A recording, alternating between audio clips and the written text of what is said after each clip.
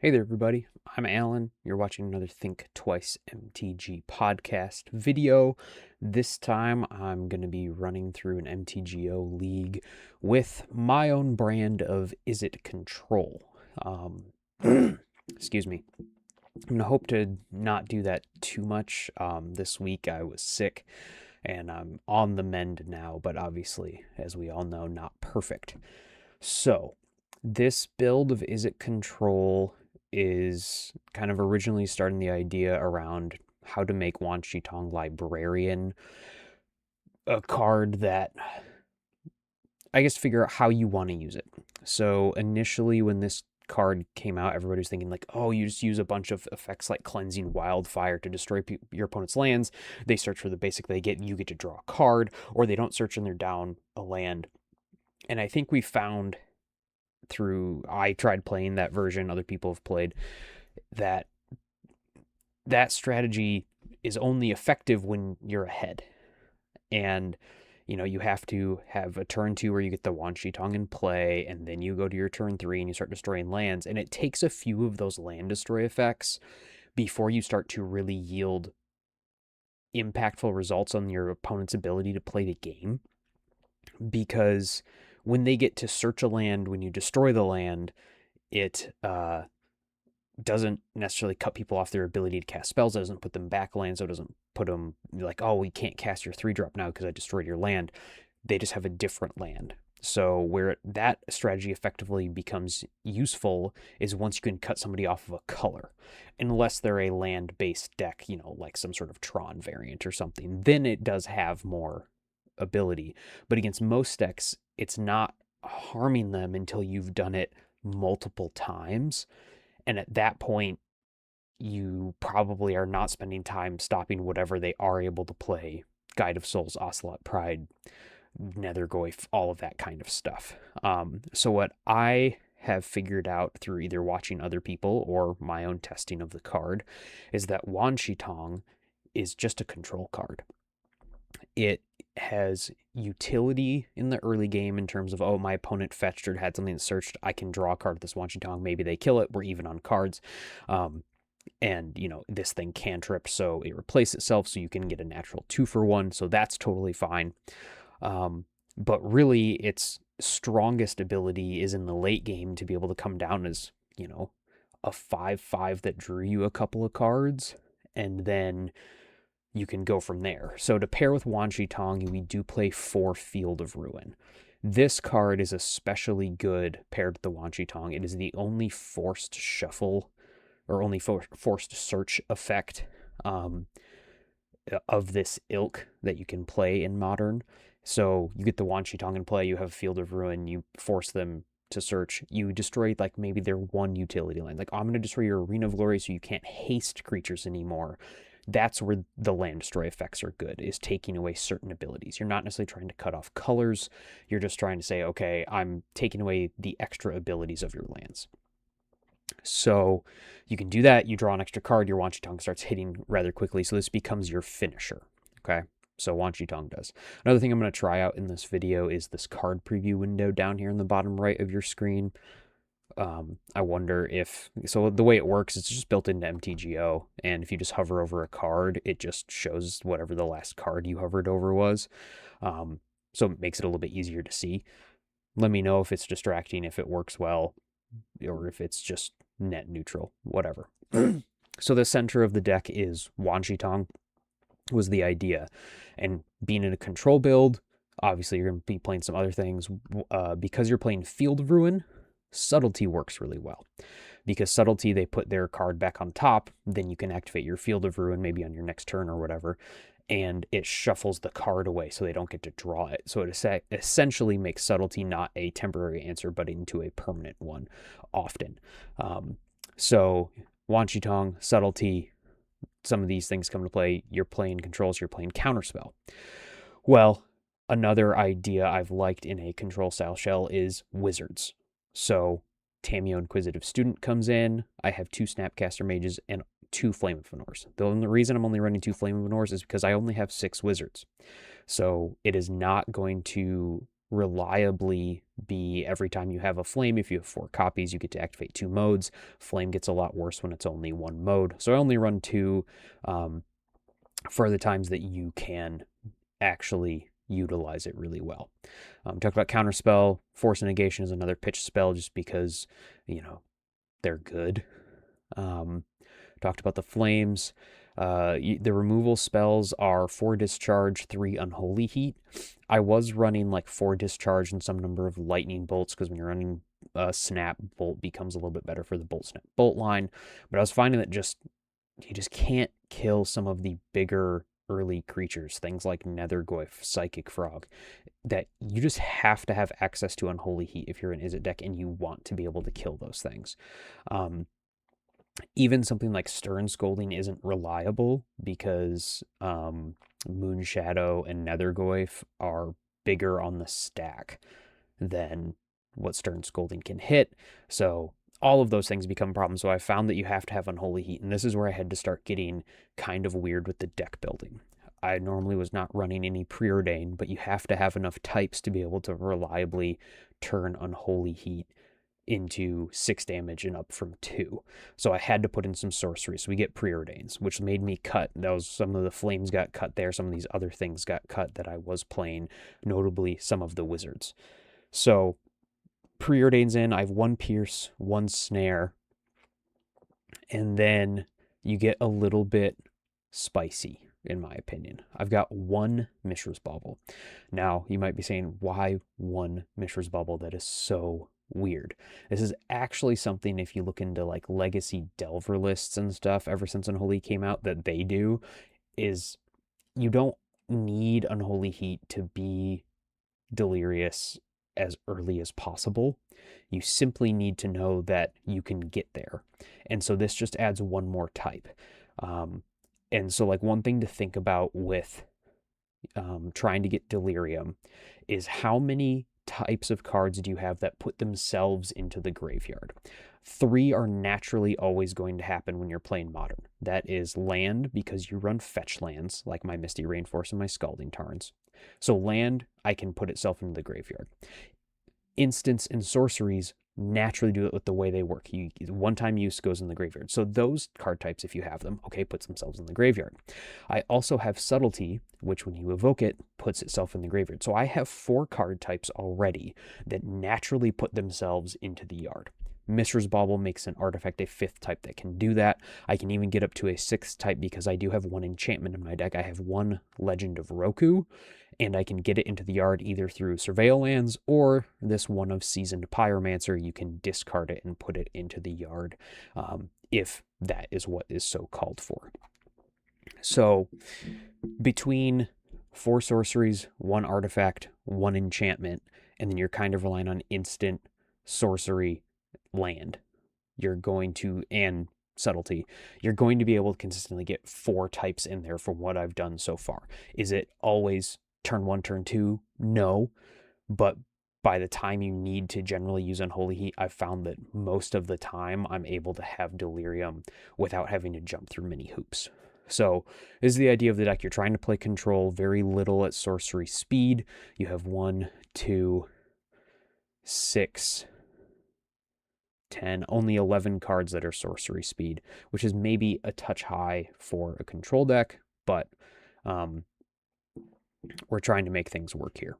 So I'm going to see how this goes. In the sideboard, you've got the kind of mandatory 4 Consign to Memory as a start. I've got 1 Hurkyl's Recall and 2 Meltdowns as like my kind of anti-artifact affinity-esque package.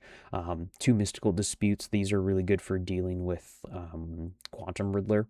1 more Force and Negation to help against the non-interactive, more combo-y decks, so I can board out some of my creature removal and board in some of these other things. 2 Fire Magic for decks like Boros, trying to go wide with small little dudes. 1 Obsidian Charmal to help in those Eldrazi and Tron matchups. You do set up fine against those decks because you can just sit and wait for them to try to play their threats and counter them, but you often don't close the game very fast. So having a Charma is a way to do both those at the same time. I find that the Legend of Roku isn't very good in those matchups, so the Charma will often just be a swap directly for the Legend. And then your Graveyard Hate is just a couple of Soul Guide Lanterns. So you are set there. That's what we're looking at. We're going to run this through a league and see how we can do. All right, match one, we are on the play. I'm going to readjust some of these things here. Hold on a tick.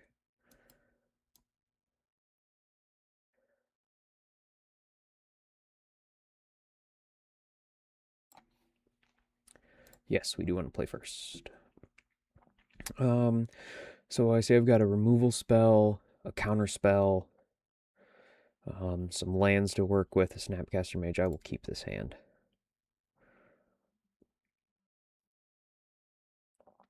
Opponent is on a mulligan to 6.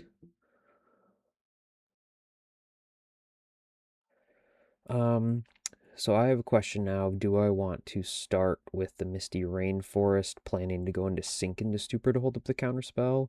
Or do I just want to play this Thundering Falls and go from there? I'm going to start with the Thundering Falls. No idea if the Unholy Heat's good, so we're going to bin it.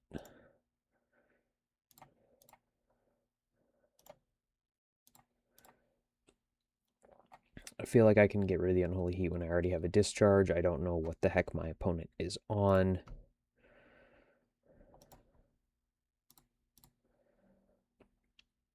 So,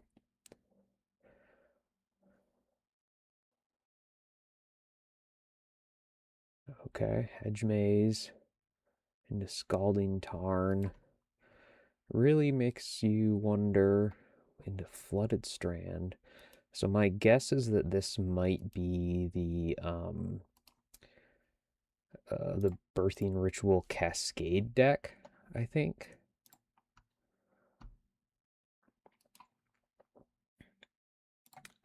Flame is fine in the yard when I have Snap in my hand.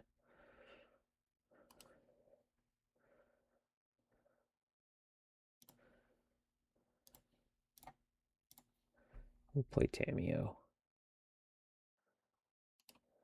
So we'll probably know here if our opponent decides to not get a Surveil. They have like Ice Fang Coatl and stuff in this deck. Okay. But we do see double Hedge Maze. Eldritch Evolution, so no, it appears to be Neoform. They're just going to cycle a Veil. That does kind of hint that maybe they have a second Veil in hand. And so they're just going to try to protect stuff. Or they were just digging because they had nothing.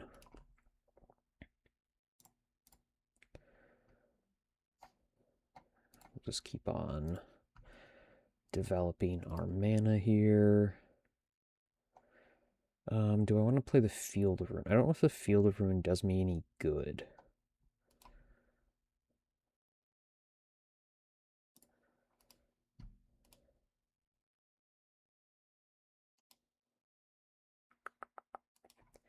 So I don't have the ability to do something like hold up counterspell and sink. But what I can do is I could counter something and then crack my clue.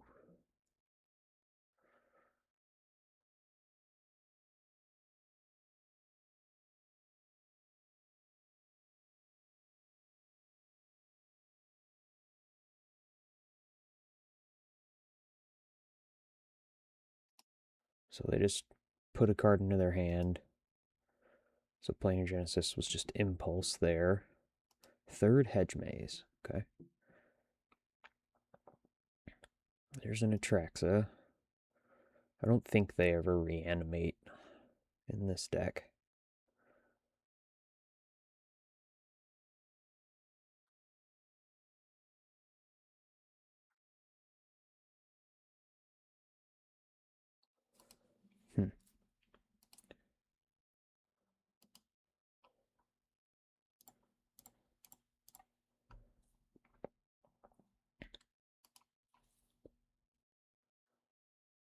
Okay. Now we're starting to get some tools. So I have available to me this turn, if I want it, Counterspell, Sink into Stupor, and Subtlety. And Subtlety can be really good against like an Allosaurus Rider, or a what's the Delve one called? Hooting Mandrills, because they have to pay other resources to get those creatures out.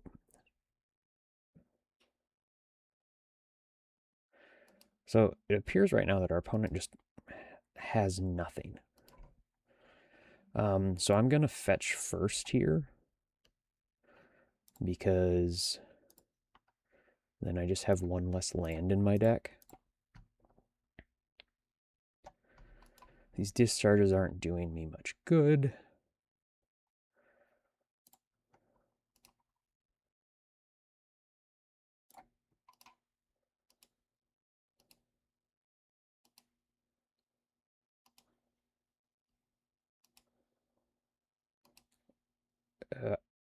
I don't know if I've ever played a game against a Neoform where they just did this much nothing. And I don't know if it's, oh, they could tell I was control right away, so they're now trying to deploy a turn when they can do something like this, like a generous Ent.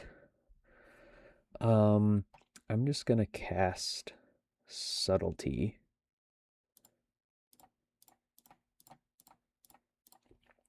Because this starts to give me a clock. And if I want, I can Field of Ruin them.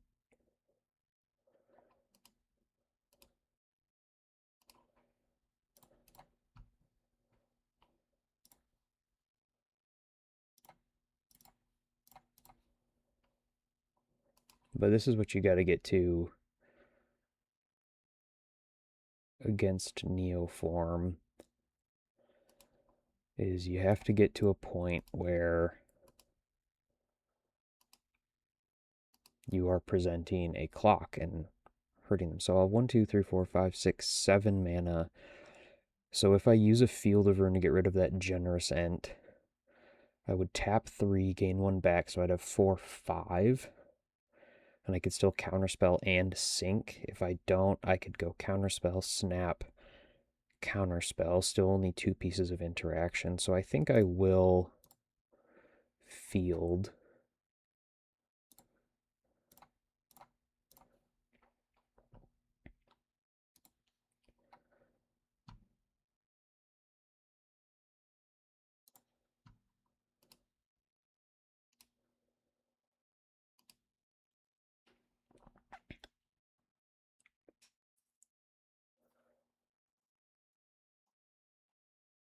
That way I just don't have to fight over the Ent anymore. And okay, so must just be that they just didn't draw anything useful, I guess.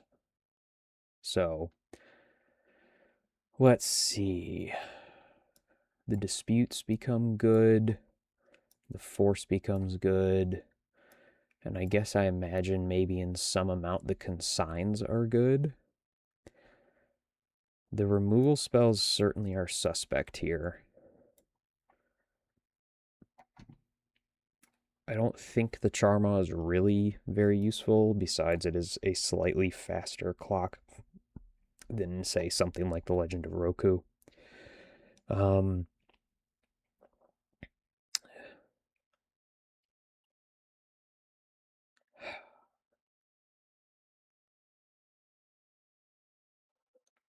I don't play any artifacts. These things are not good.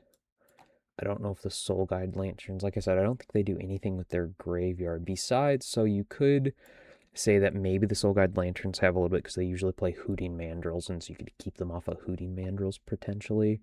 But so this is 10 potential cards to come in. The Seasoned Pyromancer can actually put in an okay clock.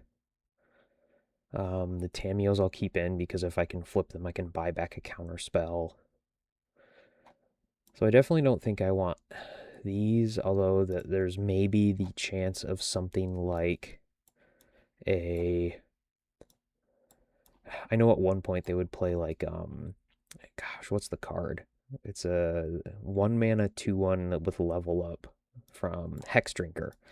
I know they've played that before, so let's definitely bring in these three. So 2 more cards. I think the consigns are just going to be the best ideas, and then maybe I'll swap out the legend for the Charmaw, and we'll give this a chance.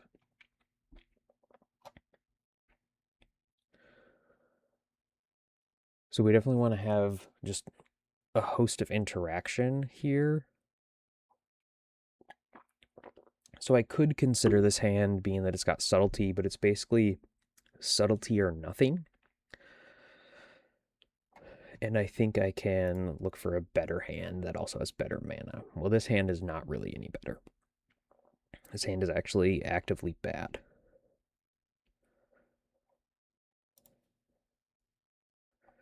So this is much better. So we'll keep this hand. We can get rid of the discharge, and we can get rid of the Wan Shi Tong.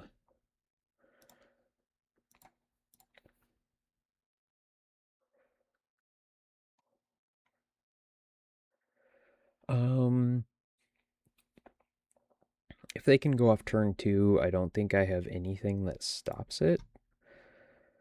But now that I have the second land, but the only thing I could potentially do is use this consign to stop like an ETB trigger of a creature they bring in, but I don't think that's good enough. So if they can just go off turn 2, then we'll just go to game 3 and hope to be a little bit better on the play. But they don't, so that's fine.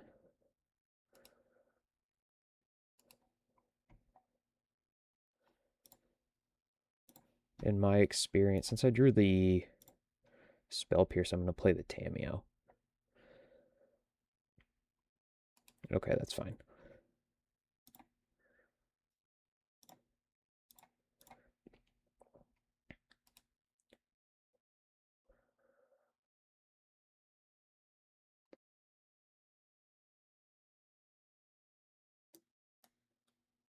So this is where maybe they waited till turn 3 to play the third land, put in the Allosaurus Rider for free. Here that is. And then, so our Spell Pierce is doing a good job here. Okay, so they didn't have Pact of Negation, so just a very unprotected hand. All right, back for the second match.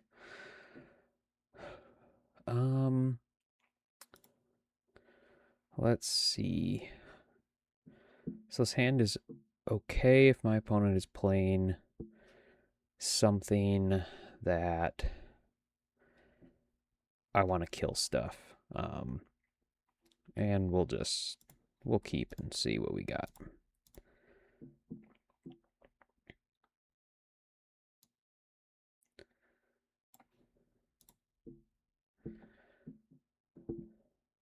Forest Halfling. Okay. Looks like maybe kill stuff is on the menu. So I'm going to kill the Halfling. Kind of negates my counter spell here. Sorry about that. Once again, I'll be trying to keep the recovering from sickness noises to a minimum, but they are somewhat of a reflex. Soul Guide Lantern. So Halfling Lantern. What does that mean this is? An Eldrazi Temple. Interesting, interesting, interesting. I'll just hold up our counterspell.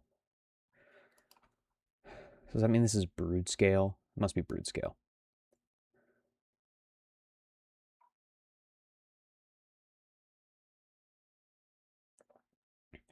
Hey, look, Brood Scale. I'm just going to say no to the Brood Scale.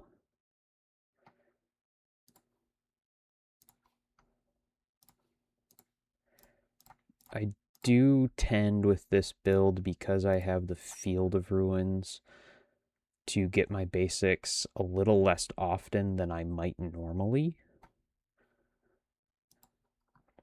I'm going to play the Field of Ruin here. It gives me some options.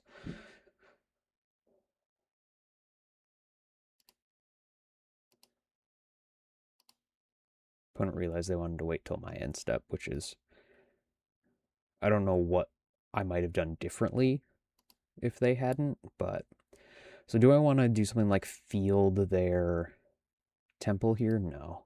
I think I'll just pass. Okay, so there's the blade that they had last turn. They're going to equip it. Is this just to hit me for 2?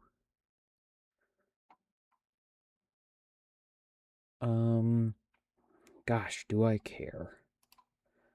Okay. Oh, it doesn't even hit me for any extra, just... Okay. I always forget that that doesn't give any plus until you actually have a counter. So here, I'm just going to draw 2 cards.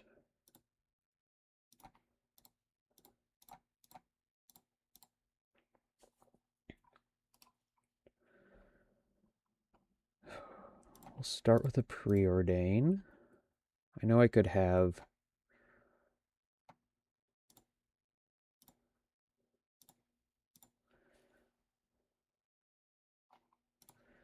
snap counterspell up there, but I have ways to stop any of the spells that are really going to hurt me this turn, so...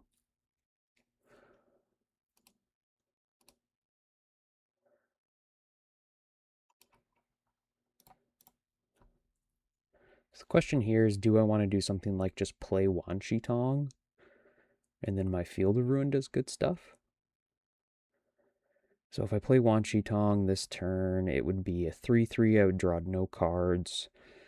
Next turn, I could play a land. I would have 4 lands. I would have 2 remaining. So I think, no, I think I'm just going to get a Thundering Falls. We can bin that land.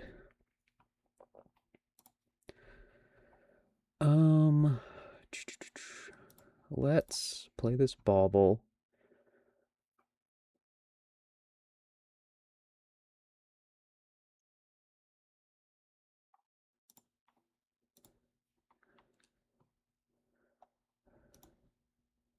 Oko Lorwyn Liege. At the beginning of your first main phase, you can pay green if you do transform him.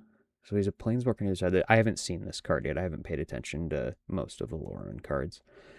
To 1 target creature gains all creature types. He gets 2.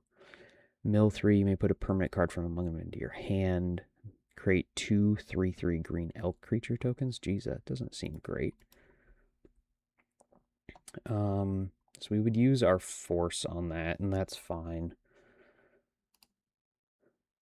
I'm curious as to why they haven't been attacking.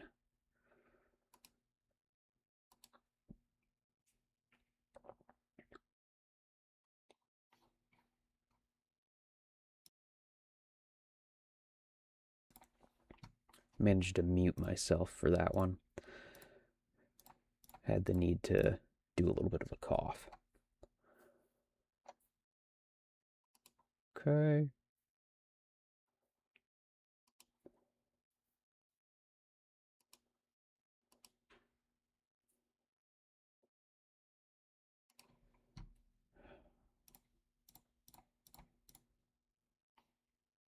We'll get one going.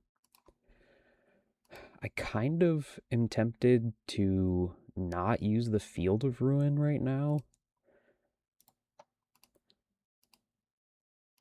because then I could hold it for a Urza Saga. I have plenty of answers up to things. Vexing Bauble.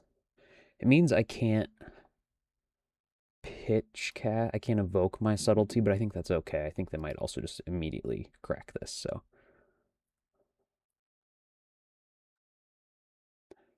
I'll just... I am actually okay with getting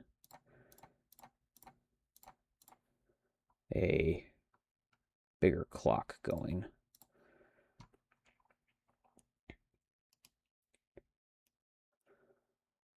See, they put that on the top.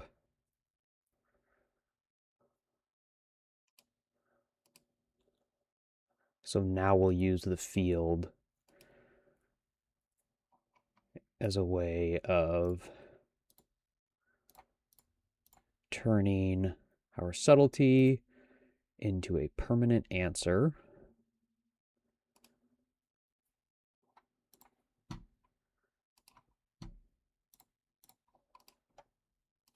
And now we're starting to hit for some damage.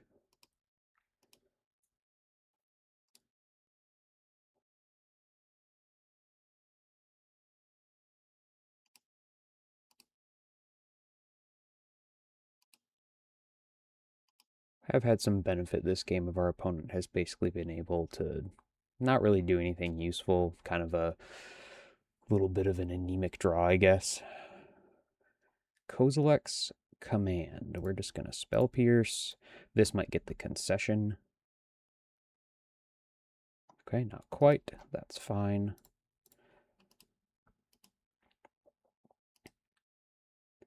But I mean, just our hand is just full of answers, and our opponent is drawing one new card a turn. They can Ancient Stirrings, that is okay.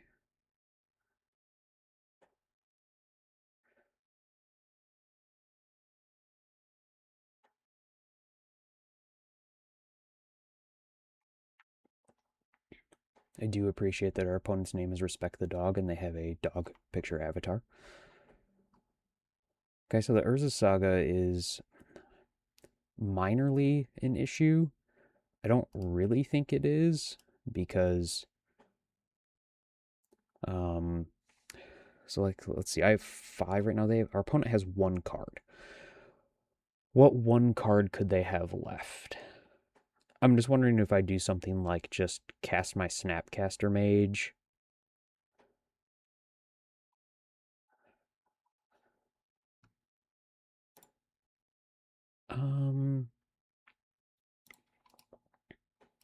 Yeah, I'm just gonna hold everything up still.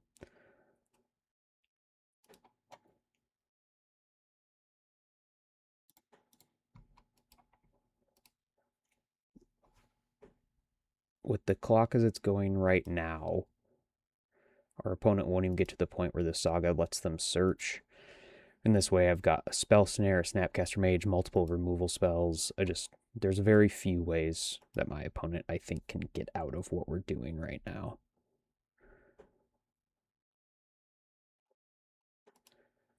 With cards like Ancient Stirrings, unless they have something like a Cavern of Souls on board, I generally am fine with just letting the I go dig card go and use counter whatever comes after. The one thing you do have to be in mind with that is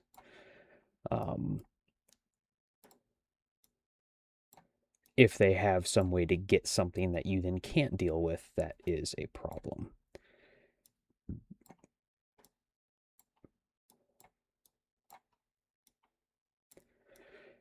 Okay.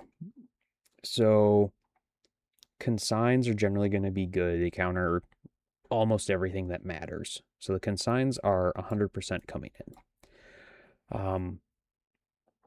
These other 6 cards are maybes.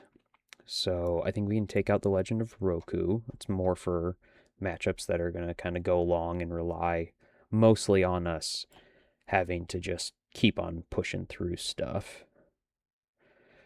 Interestingly, in this one, the Spell Snare is good. I think the Spell Pierce can come out.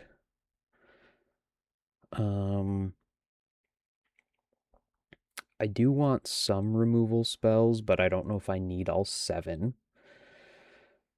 Let's see. They generally board into probably some Thought-Knot Seers or the, what is it called? Thief of Sanity?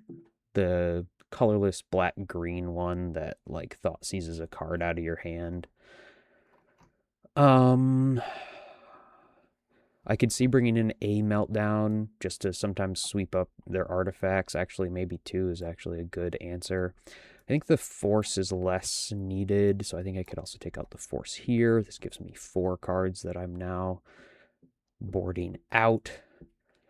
I do expect that they have a Cavern of Souls in the list, but it's probably only 1. But maybe 1 counterspell can come out, especially since we're on the draw, so it's a little bit slow, which would then make me want to bring in a Meltdown. And Tamiyo's not great, so I'll bring in the other Meltdown. So these 6 come out. These 6 will come in. And I guess we'll submit there. I did end up keeping in all 7 of the removal spells. They are primarily a creature combo deck, so I think I'm fine with that. And like, so this is just a hand that says, I'm just going to try to stop all of the things you do.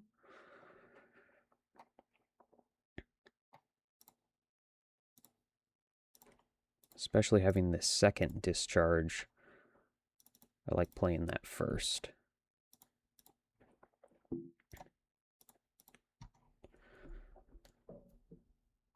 Halfling really is a good mana dork for this because it naturally taps for colorless. So they chose Urza's Saga, so they'll play that Saga next turn. Luckily for that, I have the Meltdown. I'm just going to cast this Preordain. So I don't want another land. Do I feel the need to have an artifact?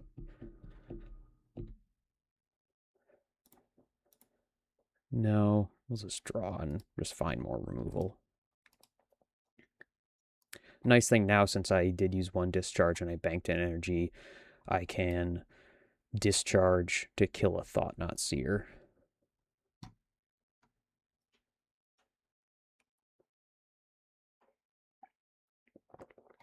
Stirrings into Stirrings, that's fine. They have a Brood Scale. Excuse me. They play the Blade, that's okay. So they have a K command and a Brood Scale.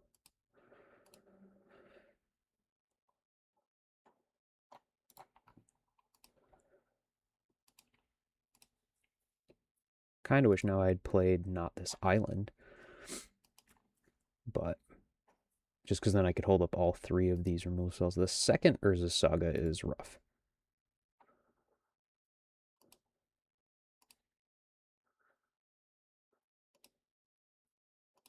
So I think they're thinking now, like, okay, we'll work through the...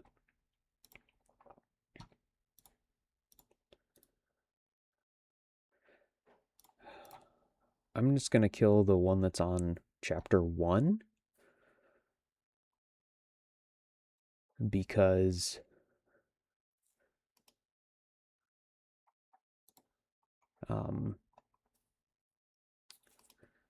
if I kill the one that's on chapter 2, they still make a construct and then they don't get to search, but then the next one can make a construct. And so this way I've effectively made it so I only have to deal with the one Urza's Saga.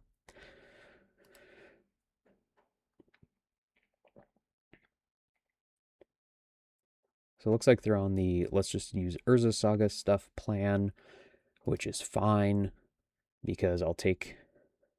Do I want to kill one of these constructs? No, I think I can just take the hit.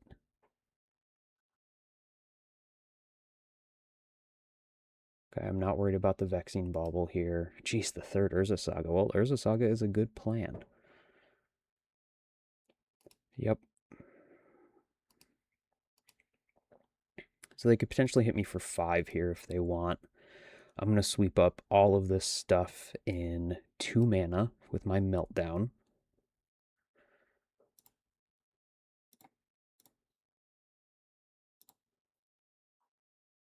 And this is why we brought in Meltdown.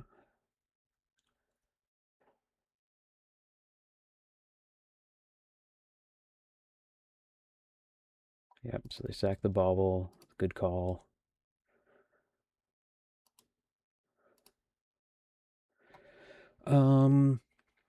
Do I want to hold up the Sink into Stupor? Sure. We can hold up the Sink into Stupor. Unfortunately here you see I've drawn 4 of my 5 basics, so my Field of Ruins are going to be down mana.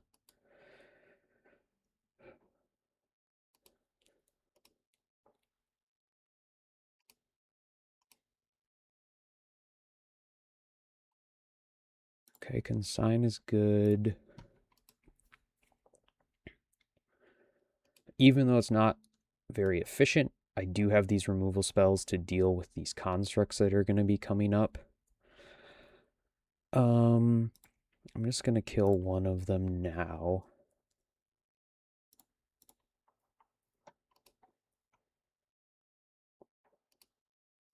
So it is of note, I currently only have 3 types for this Unholy Heat.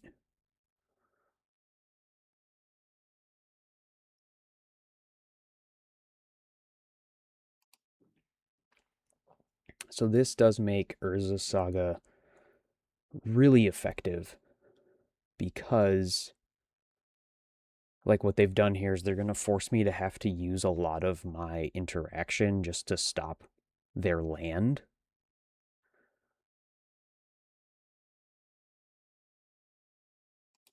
Okay. They're rumbling. I mean, maybe I just use the Sink into Stupor on it. I'm not sure. Pick up a Springleaf Drum. Okay.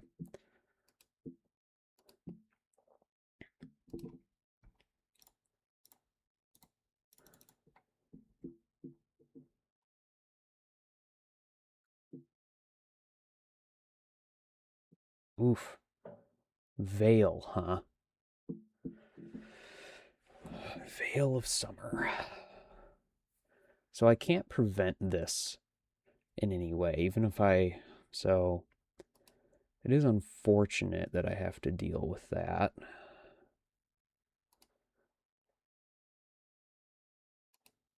Okay, we'll see what we draw.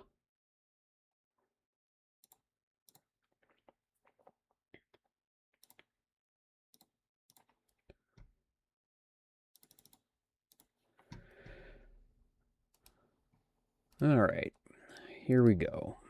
So I do know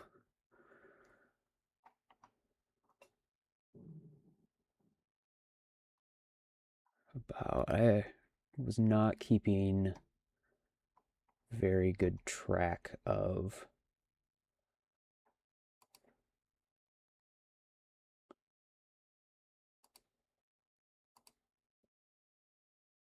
Here is the 4th Urza Saga. All right, Field of Ruin. Draw me Field of Ruin.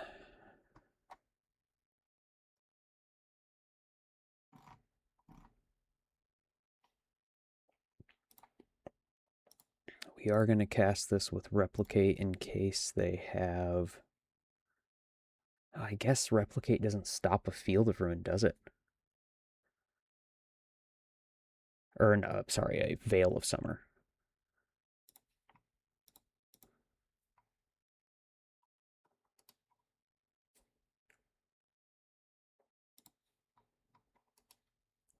I say odds are they're not going to have a second one.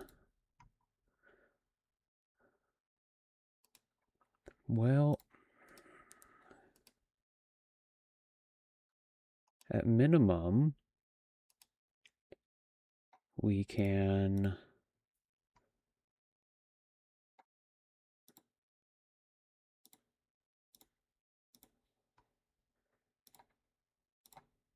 flip this Tamiyo. Hey, there's that Field of Ruin. About just a draw step too late to, but it will help us hamper this Urza Saga. They get to make 1 construct out of it this way.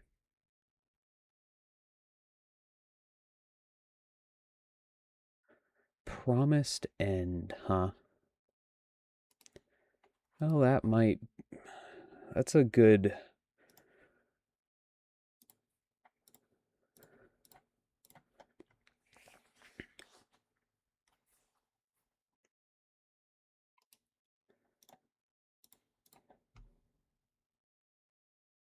Means they can use my field to destroy their non-Urza Saga.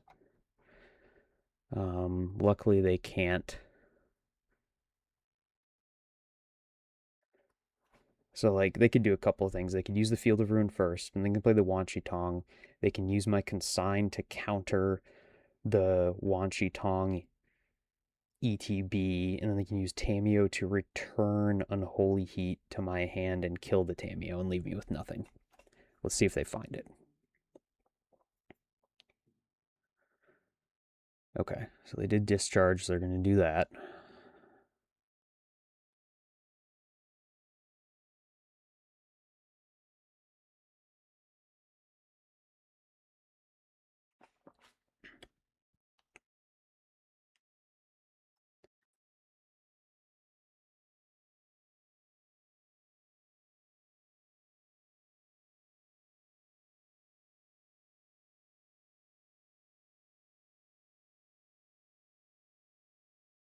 Okay, so they didn't use the Field of Ruin.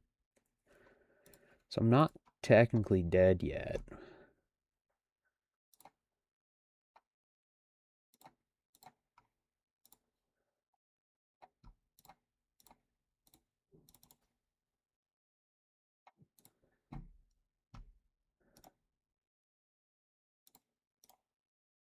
But I'm very likely dead.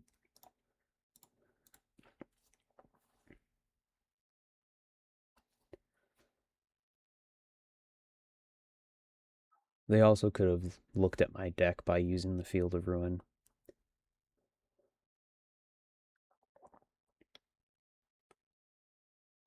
They put me to 2. I draw a Preordain.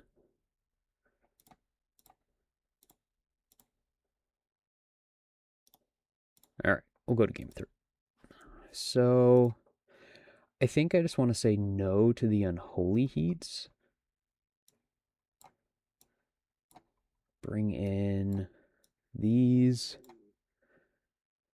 And, I mean, do I want to go back on the last counterspell? I'm going to bring in the Charmaw.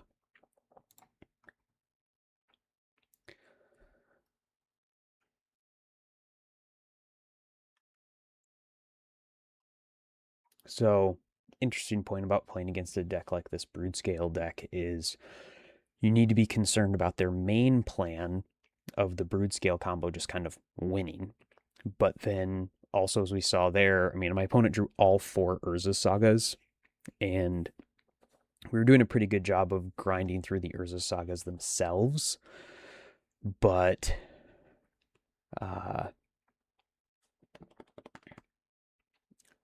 then, you know, they're just left with other stuff because they didn't have to spend cards to make us have to use our answers.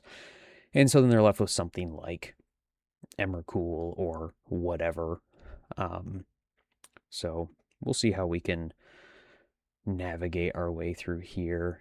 Like, I could put in a Force of Negation still. I could put in the other counter spell. But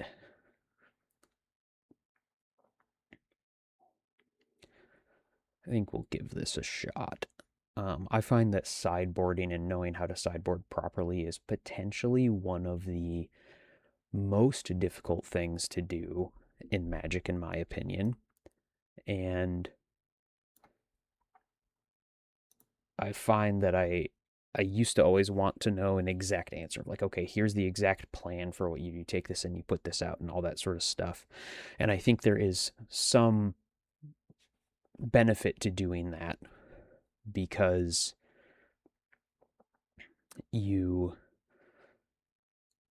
beforehand have the time to not be in a rush state and think about all of the stuff you need. And so, like, there, maybe I would have been prepared for the Emrakul by having Soul Guide Lanterns in my deck instead of these 3 Unholy Heats.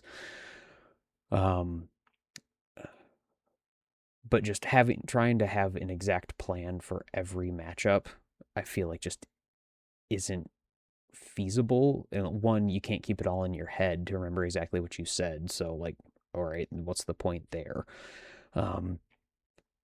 But on the other side of stuff, it's you might realize that something is more important to you, and like I don't think I ever would have thought to take out a counter spell when I was thinking about the sideboarding beforehand. But then you're like, okay, well, now I'm on the draw, so maybe that actually does influence the decision a little bit more. I'm less likely to have 2 mana up on the key turns and things like that. So yeah,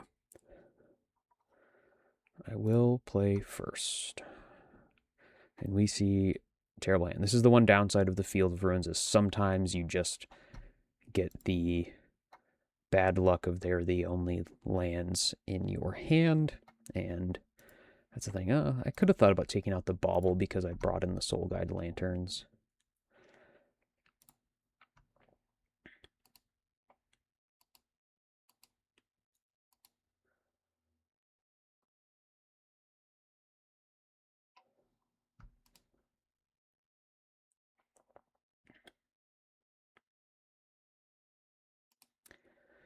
Well, that certainly makes this hand worse.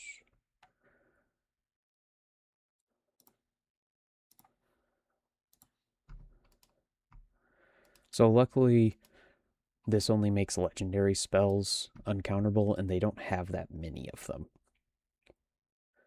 In this deck, the Halfling is less 4. I make my legendary spell uncounterable. Well, there it is. There's the Oko. God, I just don't have any way to deal with this thing, do I?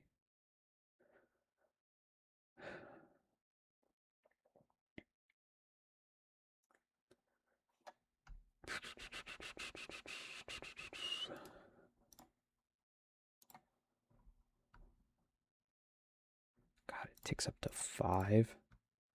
Probably should have used the subtlety, but it only stops it for a turn. But now they're just on the plan of this Oko is going to make 6 power toughness, and I just don't have the ability to deal with it.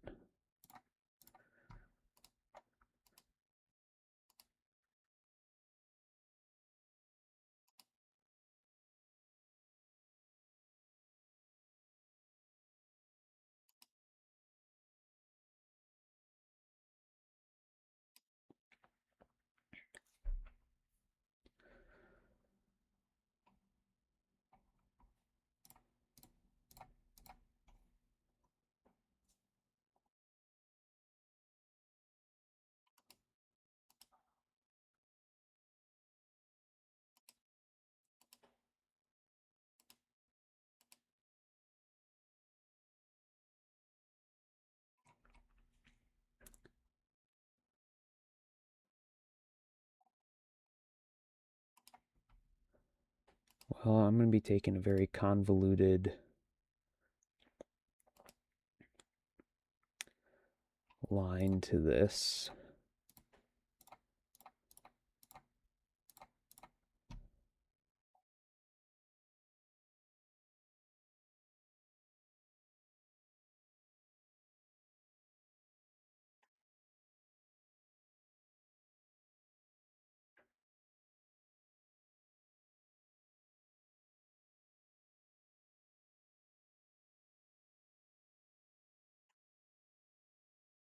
This really is a change to this deck that makes this harder to manage. So that's what they draw for the turn. We'll replay it. I'm going to try to subtlety it and then hope that I find some way to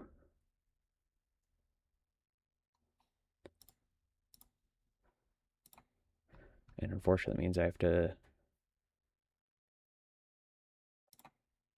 pitch my consign.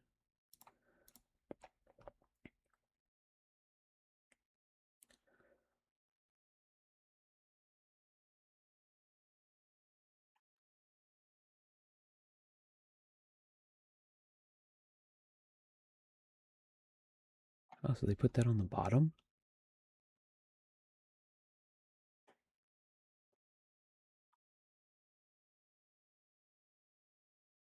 Okay, interesting. I'm going to do this now just because maybe I can deal with some other...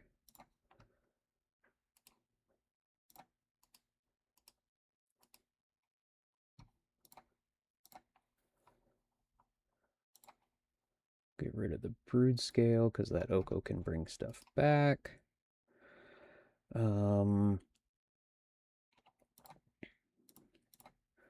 There's no misunderstanding here that I am in not a great spot by either of us, so I just have to hope to get lucky. Here we go. Urza Saga. gosh. Oh, yep, they just had another Oko.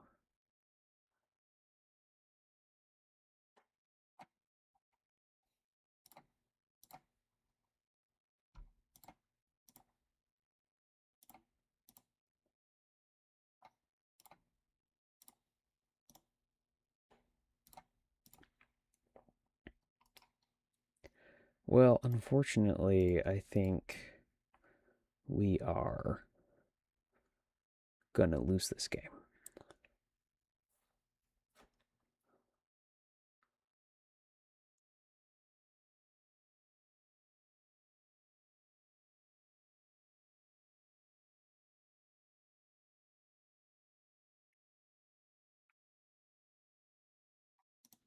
All right. Good games, opponent. Good games.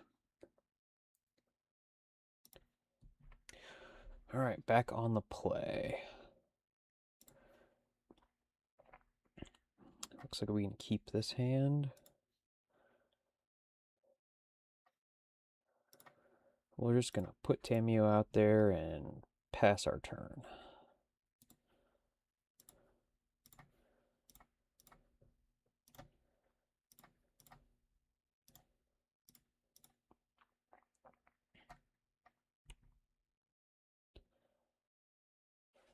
Boros?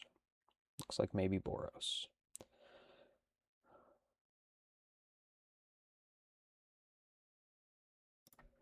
Well, luckily we have second Tamiyo.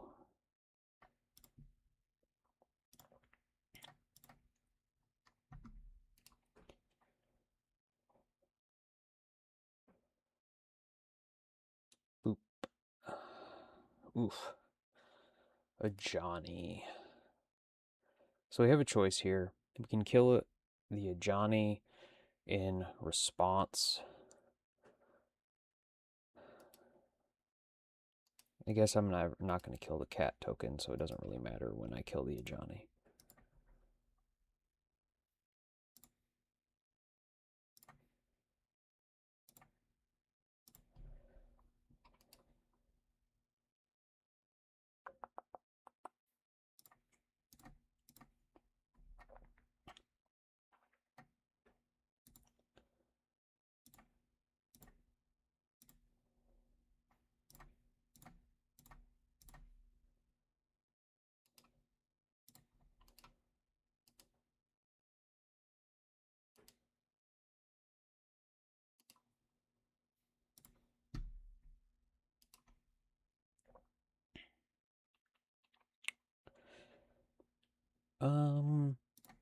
Yeah, we can put that on top. Next turn we can then either hold up Juan or Subtlety, which will be nice.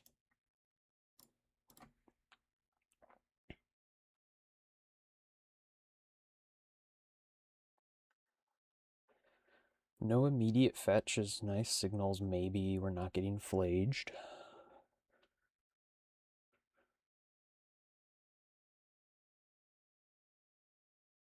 We're just getting hit by second Ajani. Which means maybe I should have held up my Unholy Heat, but... Oh, jeez. Into Ocelot Pride, huh? Well, yeesh. Do I attack?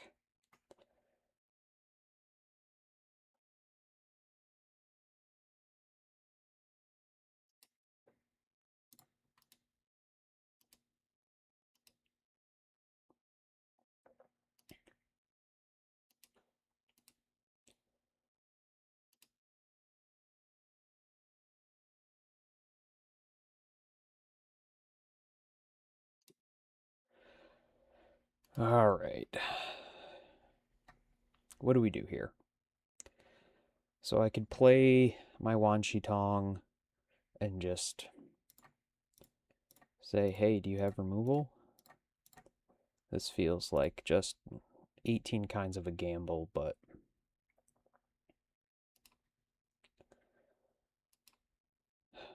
I do want to kill the Ocelot Pride, even though it's going to flip the Ajani.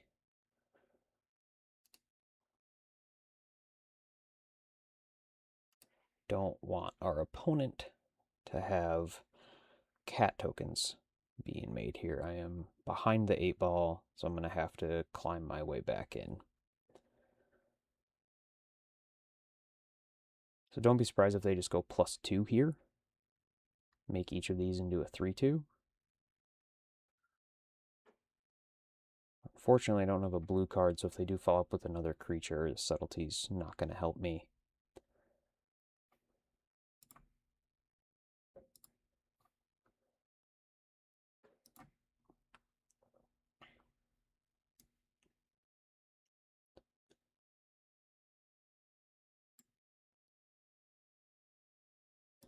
Yeah, this would have been a great time. Man, sometimes Boros just never slows down. Just every card they have is just doing some stuff.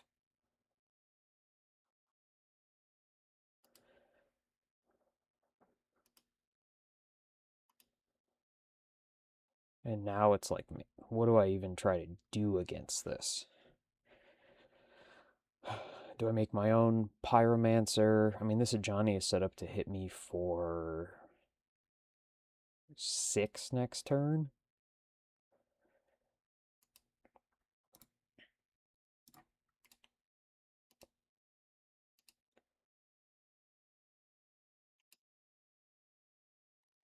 So I want to hold on to the subtlety.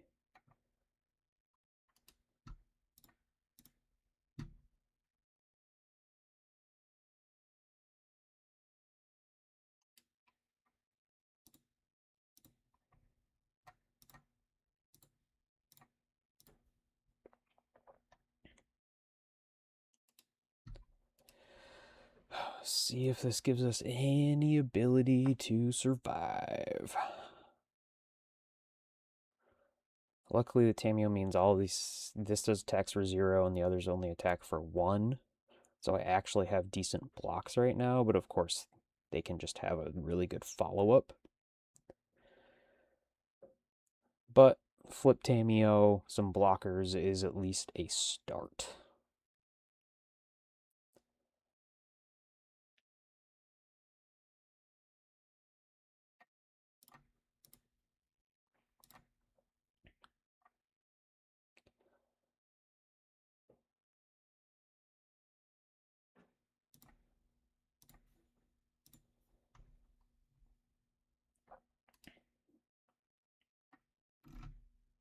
So it puts it on top, so we're probably going to plan to use the Field of Ruin.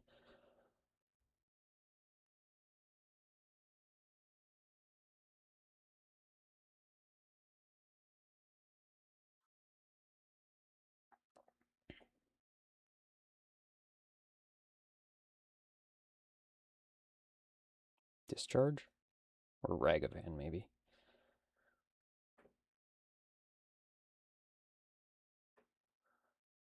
The hesitation makes me think maybe Ragavan. I feel like if they've had a discharge, unless that was their draw for this turn, they would have used it multiple times. When they had mana up to either kill my Tameo or kill the Launch Tongue before it blocked the Ocelot Pride or something. Okay, it is a discharge.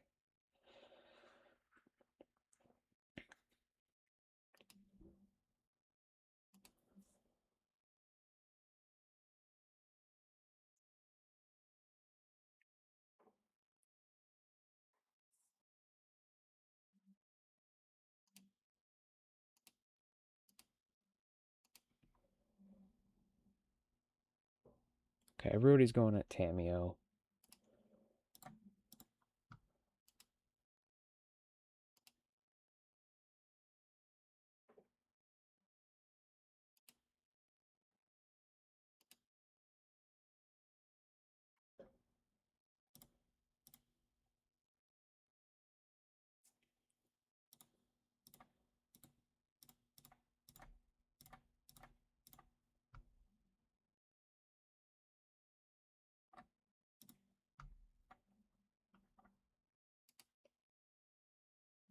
This is why the Fire Magics are in the sideboard.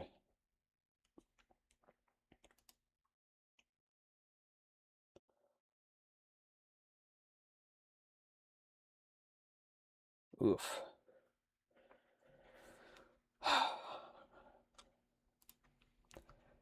It feels so bad to counter that front side of the Flage. Because, like, you're just preventing the Lightning Helix half. So this way I'll get to draw a card. I'll be down to 6. I have to keep up this counter spell to counter the Flage as it comes down next turn. I still have to find an answer after that for the turn after.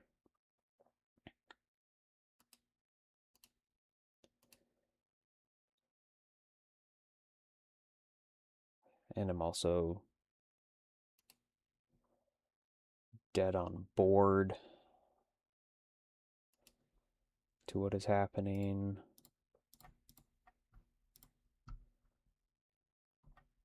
Steam Vents is not very helpful.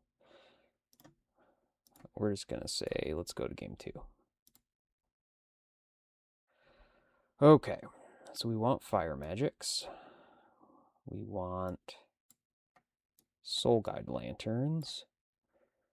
We don't care about Meltdowns, we don't care about the Charmaw, we don't care about the Consigns, the Recall, the Dispute, or maybe we could say we'd care about the Force of Negation.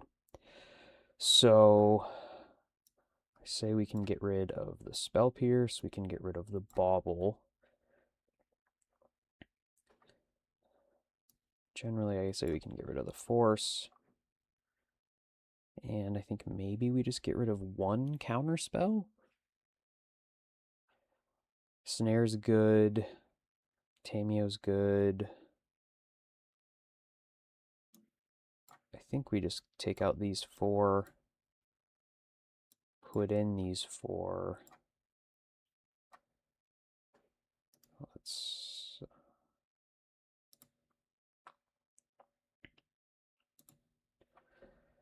That's what we're going with. Not a good hand. Better, I guess. Unfortunately, I also don't even have double red yet, but we'll get there.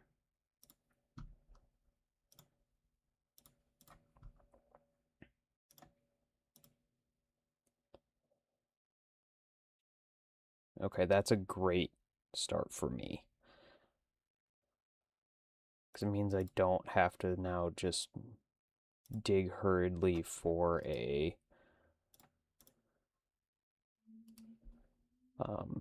answer to a turn 1 creature. This counterspell is nice because now board should be relatively clear when I go to my 3rd turn.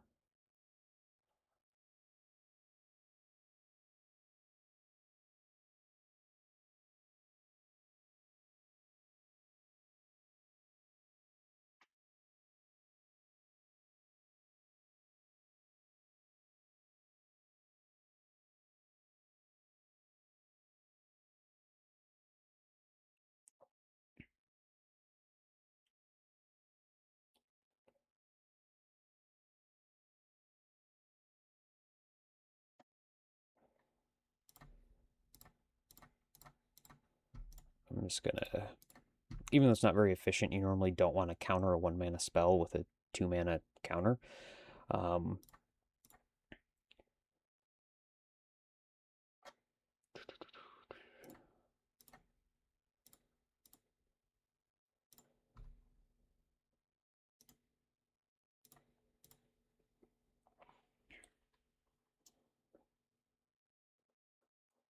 But just saying, hey, there's an answer to a Guide of Souls is good. Like,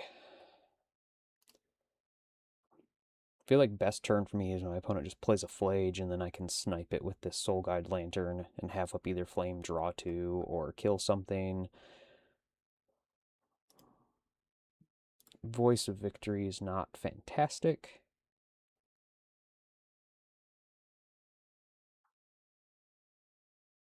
No follow-up 1-drop is good. So probably just using this Flame at the moment to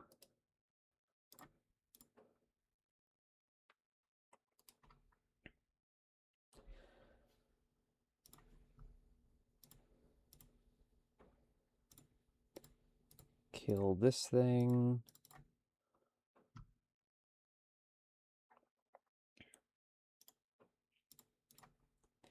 I want to hold the Soul Guide Lantern so it can actually take out a Flage.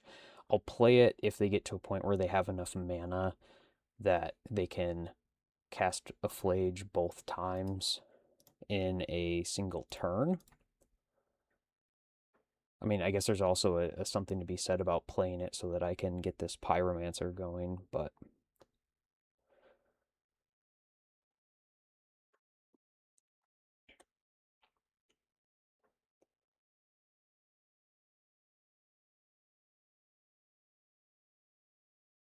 Okay. Is this their own Legend of Roku? No, it's a Seasoned Pyromancer. Okay.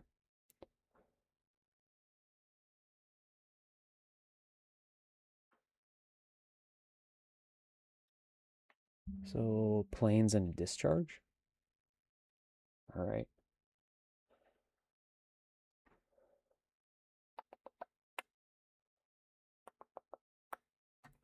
I think I can just sit back. This Fire Magic can maybe clean up both of these things. Maybe they play something else into it.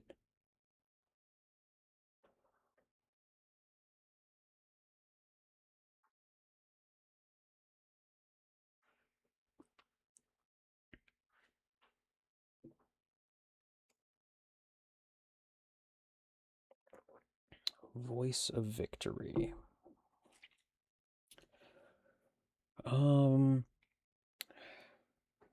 Gosh. I could draw 2 cards. I'd have to draw like blue card plus subtlety.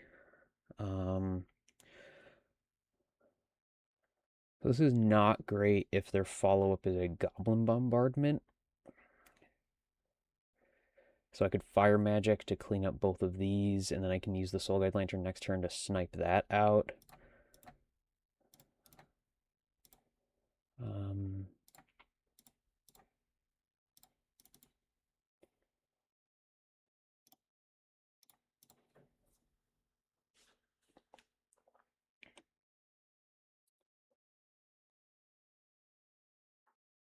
Often Voice of Victory precedes a Goblin Bombardment because, oh man, come on. We could have also gotten the Ocelot Pride. Bing. So we'll get the Pyromancer before they can...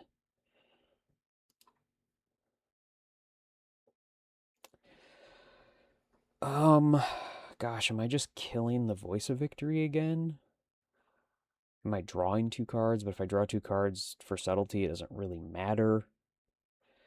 Am I trying to draw into a land and a removal spell?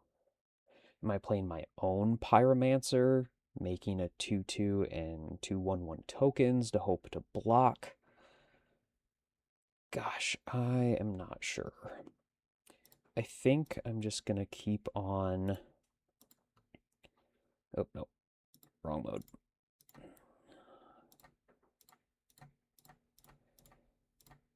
I'm just going to keep on playing so I can maybe get to the point where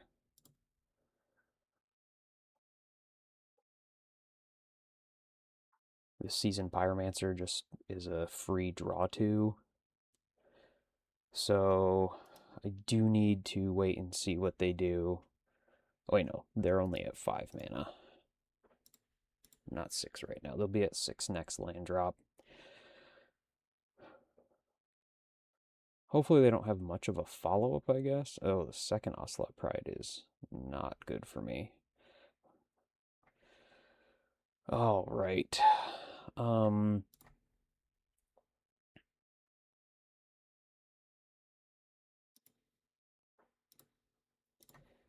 think it's time to deploy this.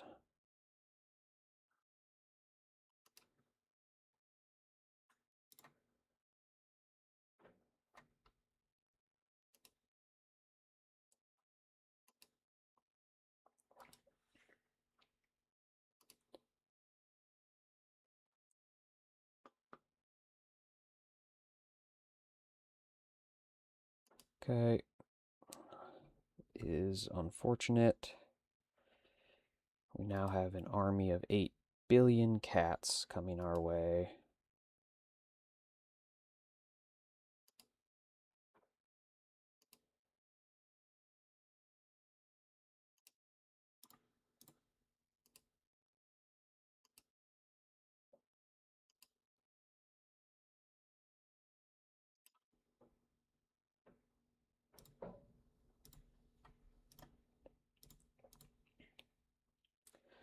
Alright, Snapcaster Mage or Fire Magic would be really excellent right now.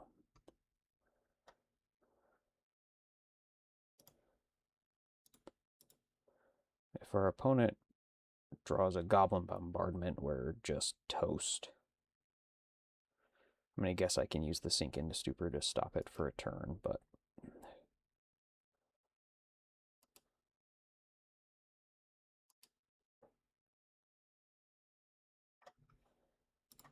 Well, if they had the Bombardment, they probably would have played it.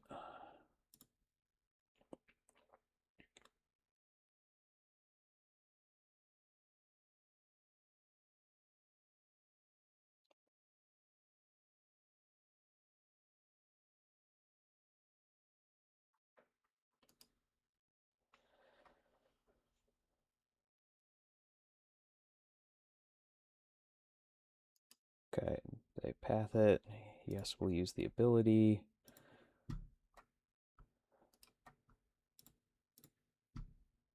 Path is an interesting choice, I think.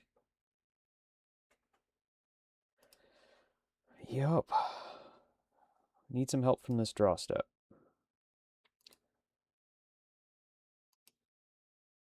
Snapcaster Mage or Fire Magic are what we really need, and that is neither of them.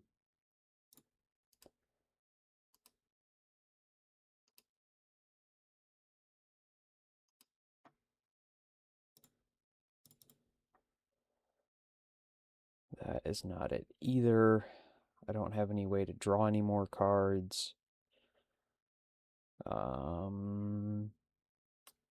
Yep. Ocelot Pride's got us. Alright. On the play again, so that's helpful. Seems like a keepable hand.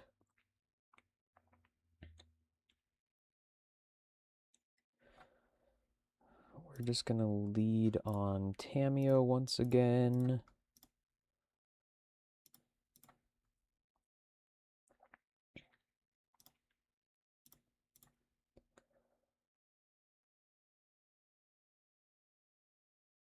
Archive.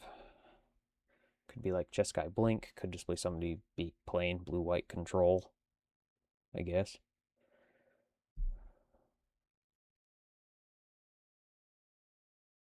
Telling Time? What is this? Look at the top 3 cards of your library, put one of those cards in your hand, one on top of your library, and one on the bottom of your library. Weird.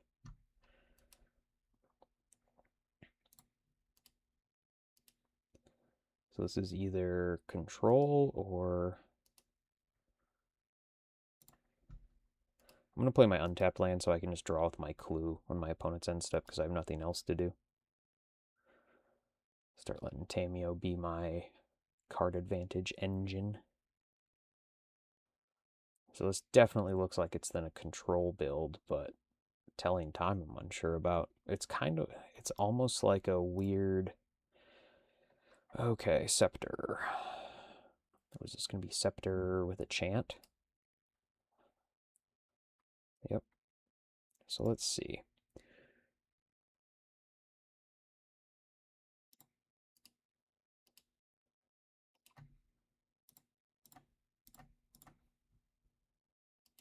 I mean, and that doesn't really hurt us much because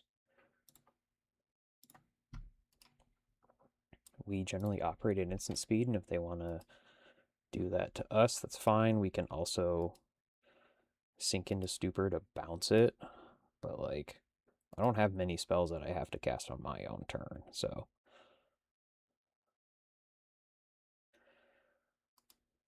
So we're definitely going to be seeing Narset. we're just gonna start getting some things into play.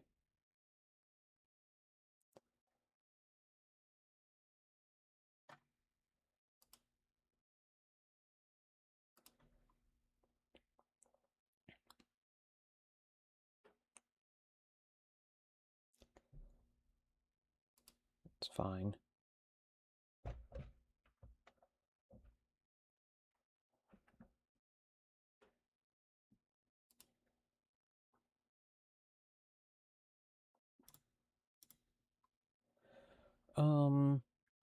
Which one do I want to get rid of? I think I'm just gonna get rid of that.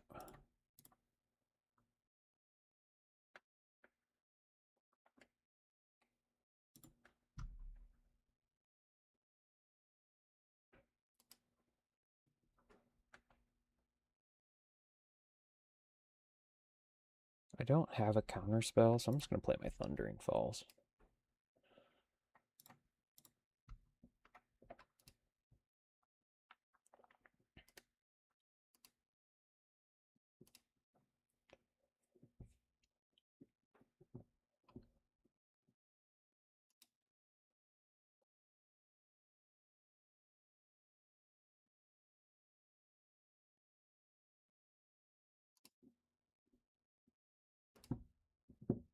Okay.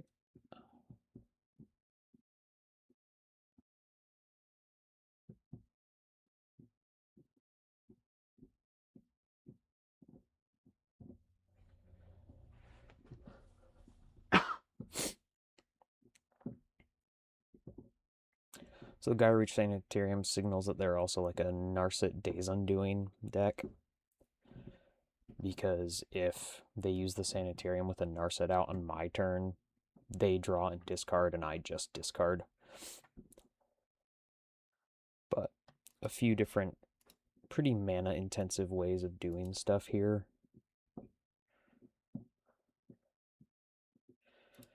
Yep.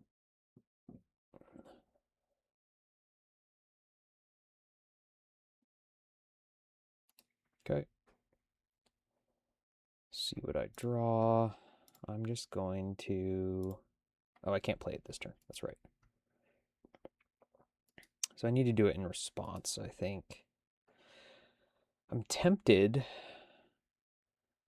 but I don't want to do that because my right now Sinking Super is my only other blue card in hand.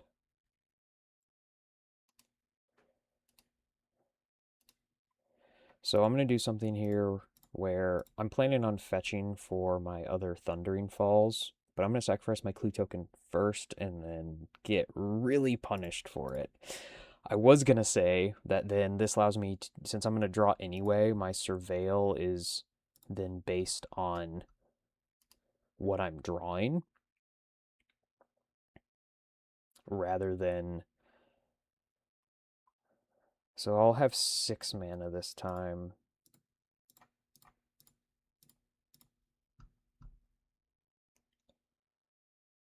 And if they want to do something like pitch a Force and Negation to stop this, that's okay.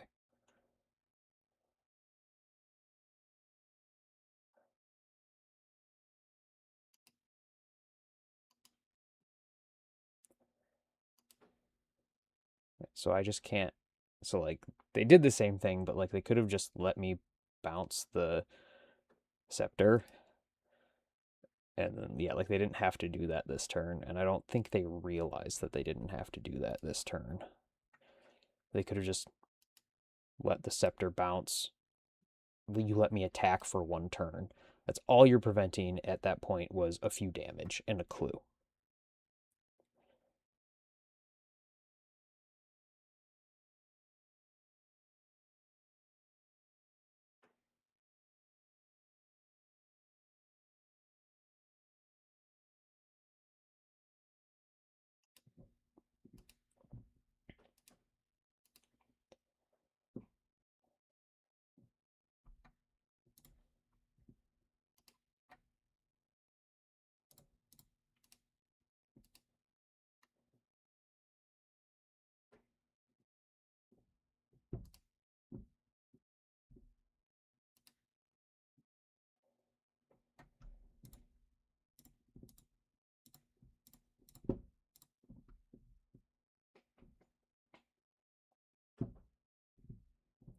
think if they want to counter this, I'm not going to stop it. I'm just going to let it happen.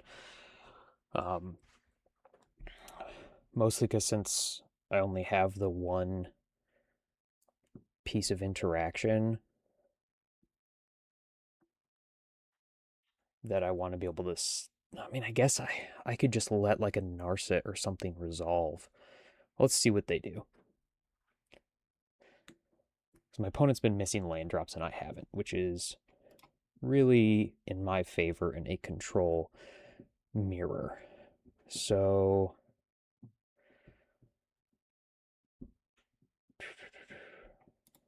I can still pitch cast this force, so I'm gonna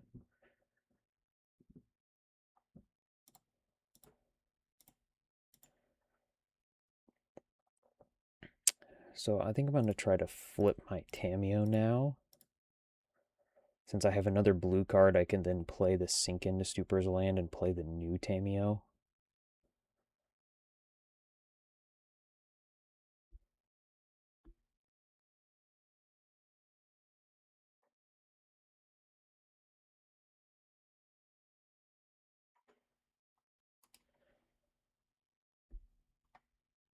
Oh, I've already played a land for turn, so I can't play the new Tameo this turn. That's fine.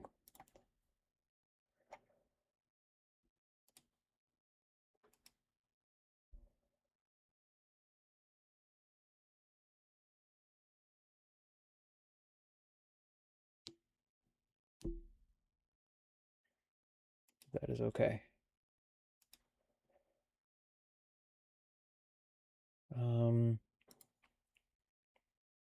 Yep, here we go.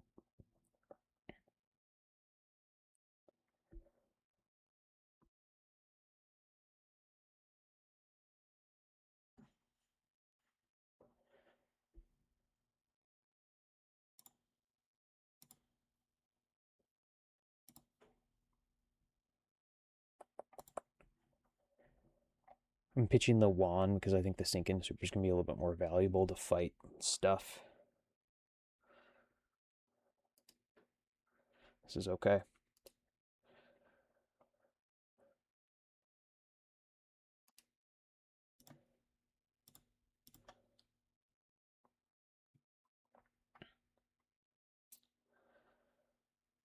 Okay, I'm going to add a blue mana. So let's see, I have 1, 2, 3, 4, 5, 6, 7, 8.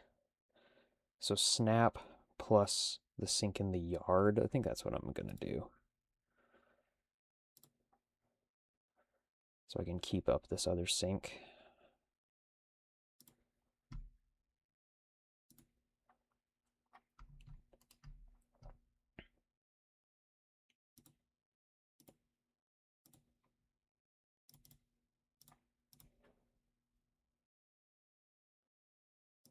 You know what? We're just going to deploy some stuff.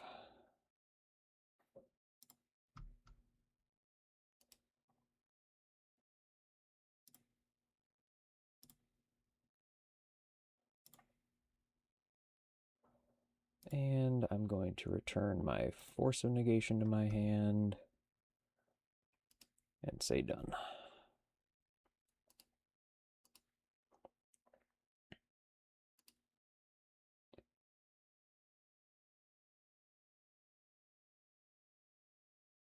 So now I'm also going to be having a flipped Legend of Roku with 8 mana in play, which is pretty nice.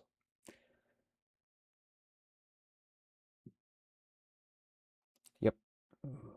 Not going to fight over the Tameo. They could have hit the flipped one as well, which I think at this point is more valuable. I mean, I guess they're thinking, oh, well, then he can just draw 2 more cards, but okay. Yep, that's fine. The Legend of Roku is the key permanent right now.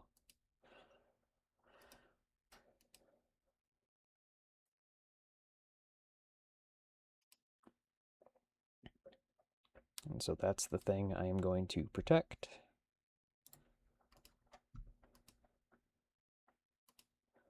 And so I'm just going to keep up all of this stuff.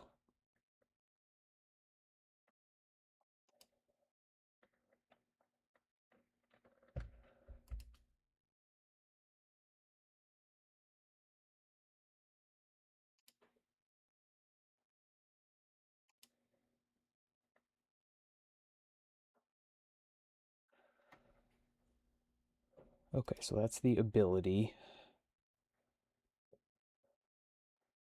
So Terminus costs 6, so I'm just actually going to cast Sink into Stupor on it.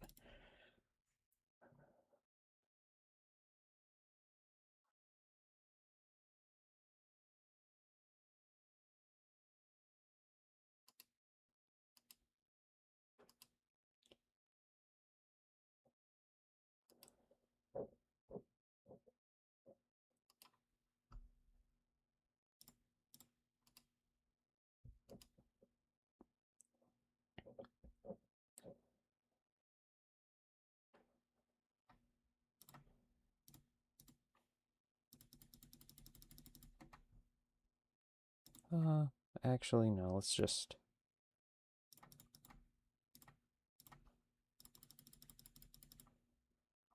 make a dragon here.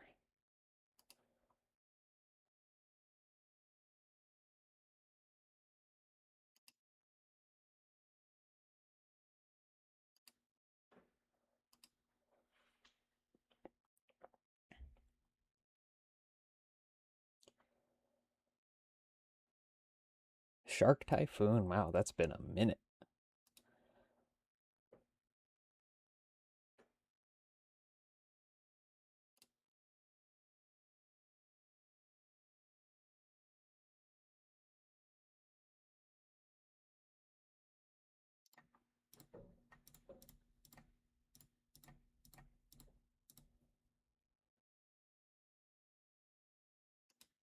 We'll make them have to have a second one.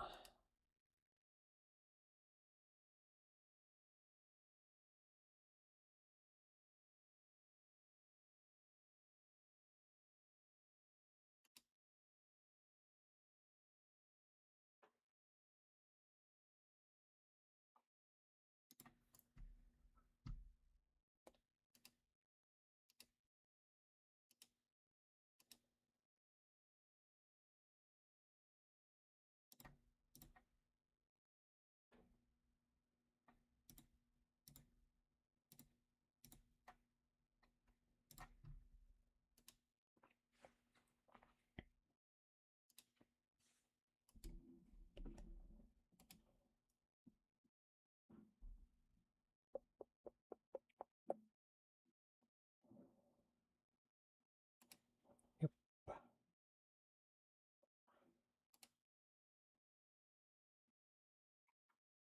Put Counterspell underneath it, huh? Let's just yield to the end step.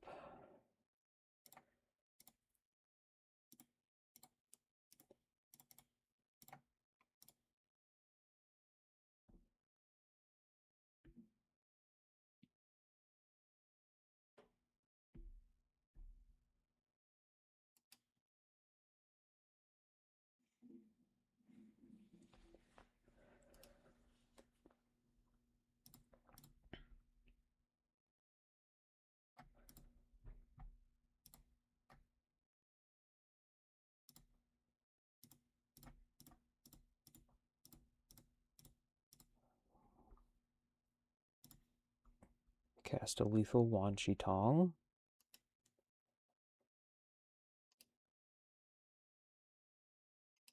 Wow, found all of my removal spells.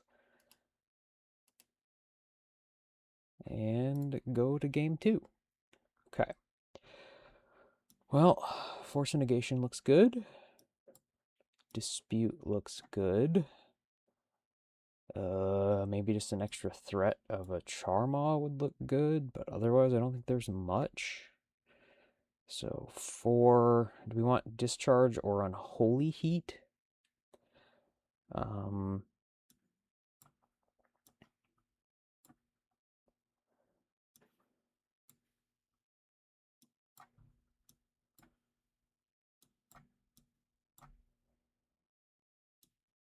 So I don't think there's anything else that I really care about that much. Like, I don't think I want to like bring in Meltdown. I don't think they care much about their graveyard. I mean, you could say maybe Consign is something like You could bring in one consign. Just to stop the Icecrown Scepter, but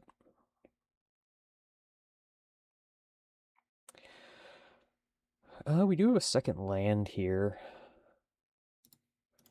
Spell Snare for being on the draw.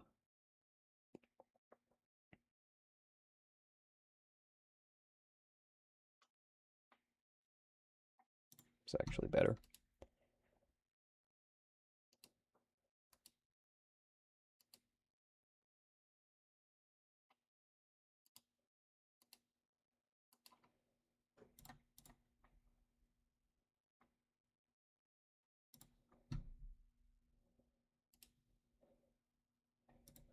Can leave that since we have the wand in hand.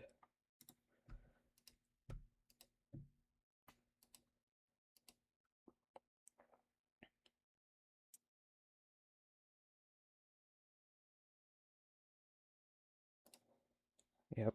Cycle Shark Typhoon to draw a card.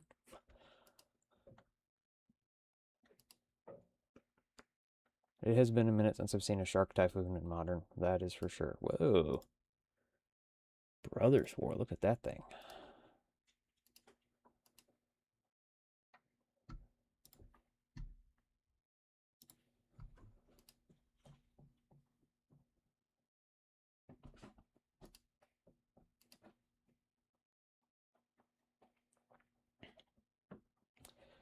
Brain Surge. Yep, that's fine.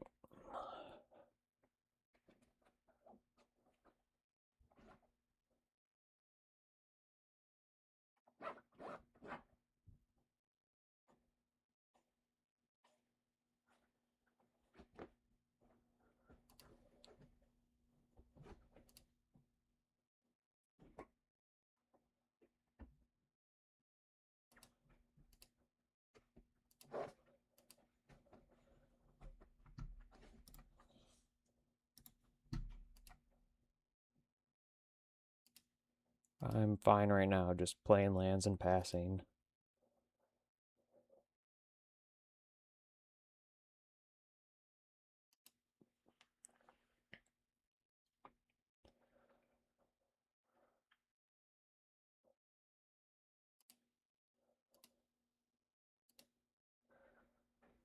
So let's see, if I cast Flame, I go down to 6, up to 8, on draw up to 9. So, nope, don't do anything.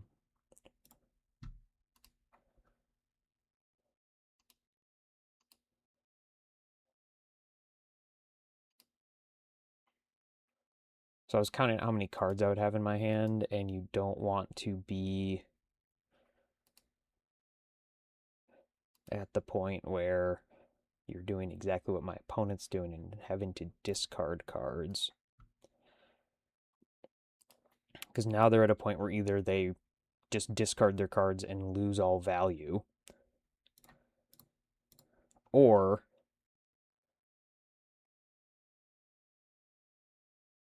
they're forced to play their cards in, and I then get the advantage of reacting and kind of playing that way.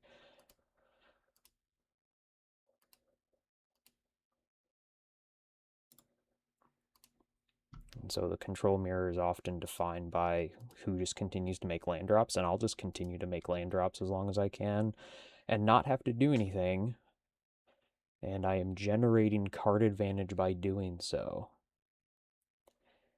Okay, so my opponent is saying I can't cast spells for this turn, so what are they thinking of casting?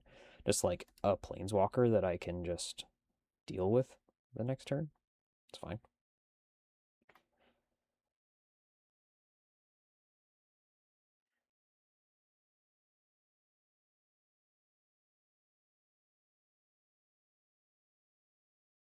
Teferi, Narset.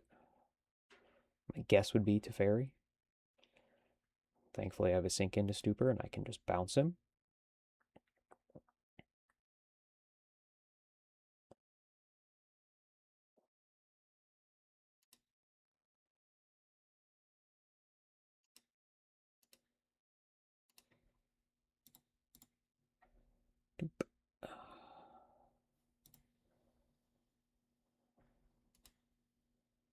Ooh, even better.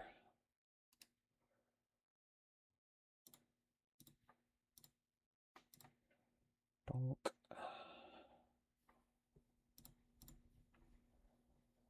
Now, since I don't have a land drop, I will play this Preordain.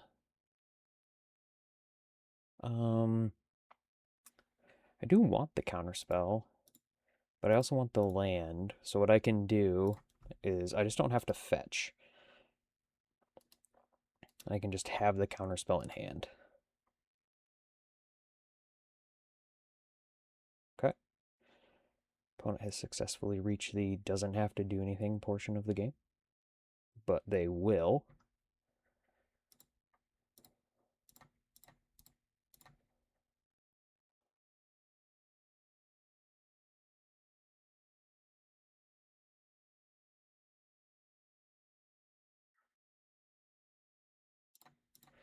Fortunately, this does mean I lose my counterspell that was on top, but I'm just going to snare their counterspell.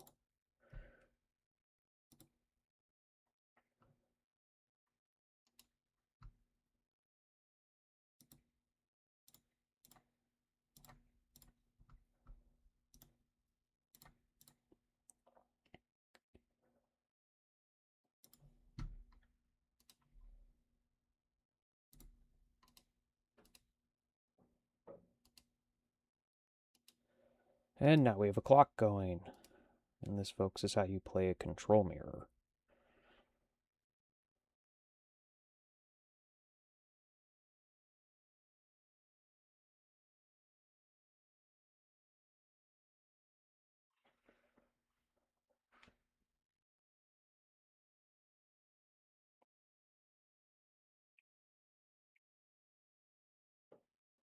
Tapping with these things is somewhat difficult. So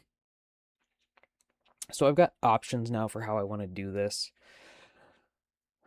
Let's see. 1, 2, 3, 4, 5, 6. Let's go Wan Shi Tong for 4 mana.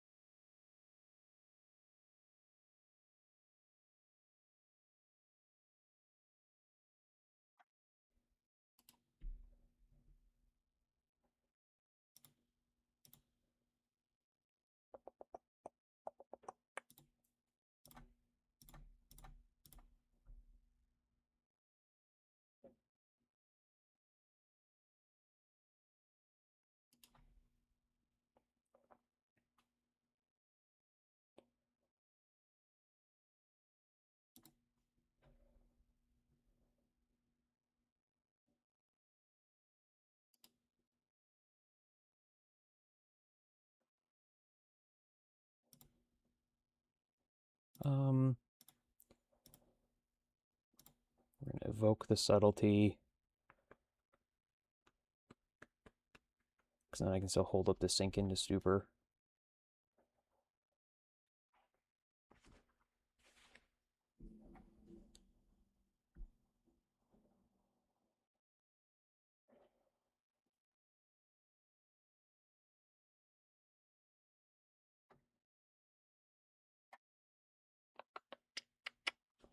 Okay, how do I want to use my sink?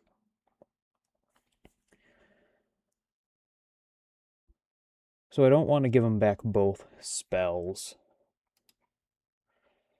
At this point, though, do I just want to let my opponent land the Narset and just assume I can attack it down? I mean, yeah, they haven't killed the Wan Shi Tong yet. And let's say they get, like, a Path to Exile.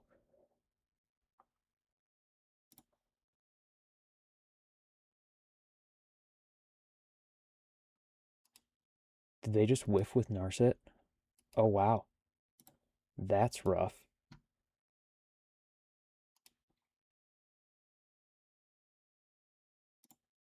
So Juan will take out Narset. Snap will continue the attack.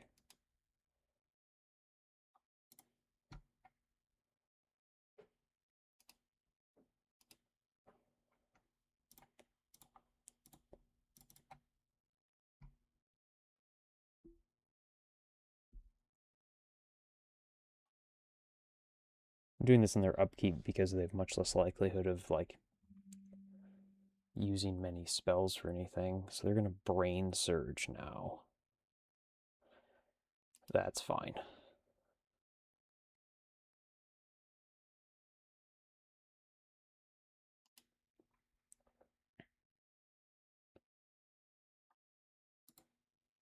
So this Tarn can still get me my last fetchable, which means any more Field of Ruins are dead draws.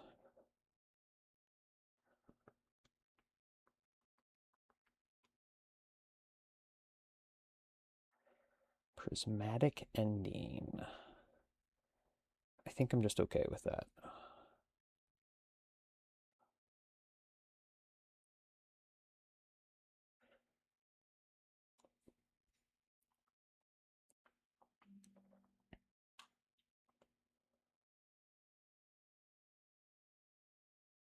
I'm probably just going to be drawing 2 cards on end step here. Second Prismatic Ending, fine. So I'll fetch up my last land. So we do have to deal with... Oh, well, Charmaw is perfect. Oops, I meant to...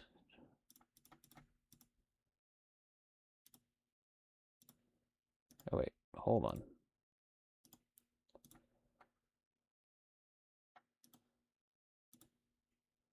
So 1, 2, 3, 4. I didn't account for the fact that the Mystic Gate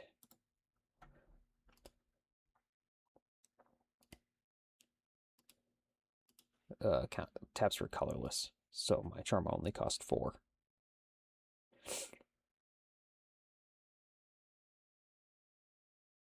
Got an answer for a Planeswalker. I can draw more cards. I've got an answer for a removal spell. I'm going to do what I said I was going to do last turn this turn.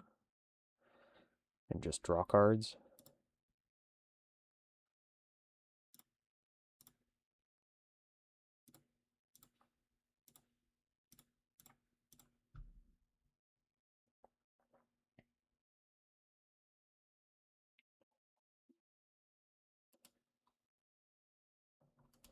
All right.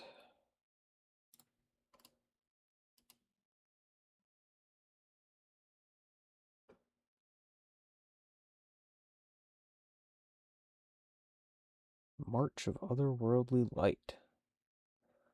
I think we'll just say that's a no-go for us. 1, 2, 3, 4, 5, 6, 7, 8.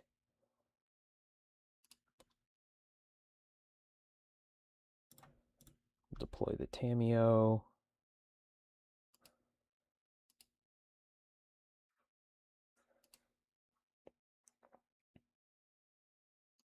One, two, 3, 4, 5, 6, 7. So I have Subtlety and a sync up or double sync.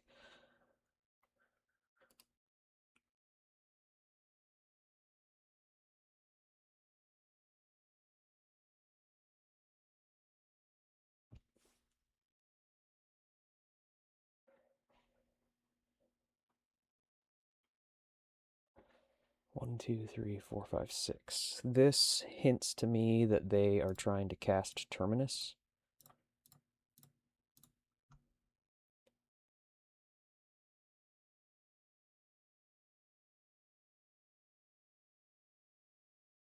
And they don't have enough mana to recast the chant and cast Terminus. So now that's fine.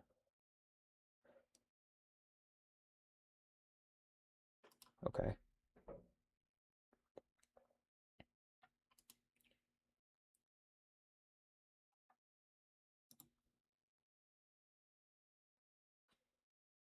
Second Narset.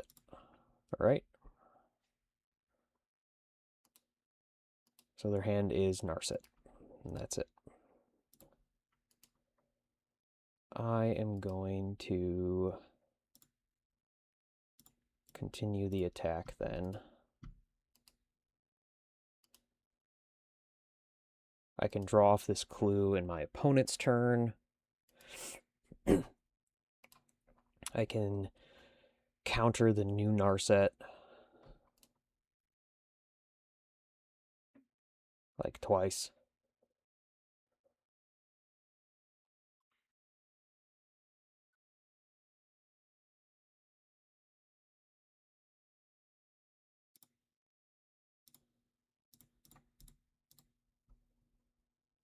This subtlety represents lethal damage now.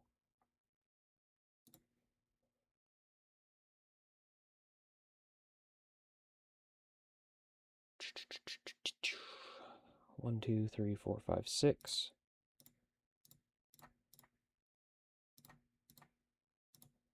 So now I know their hand is just Isochron Scepter. And that's match. Alright, on the play for the last one. That's good. Oh, Haunter 56. You should have evolved your Haunter into a Gengar by level 56, everybody. I think we gotta say no to this hand. Just one land is not really a tenable situation for us.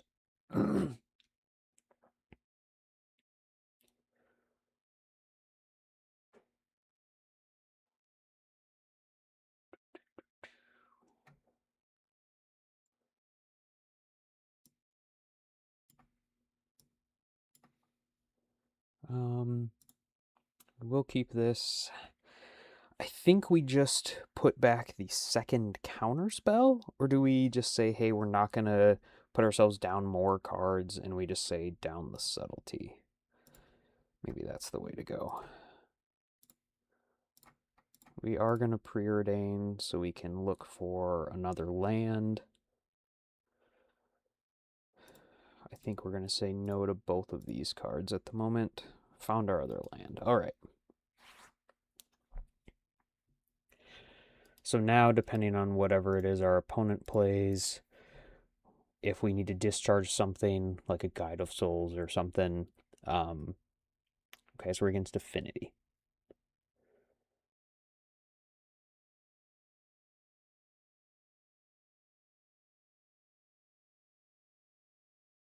Okay, so like we want to discharge that so our counter spells won't be live.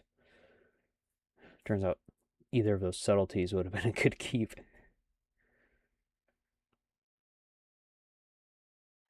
Okay, so we're going to kill the Emery.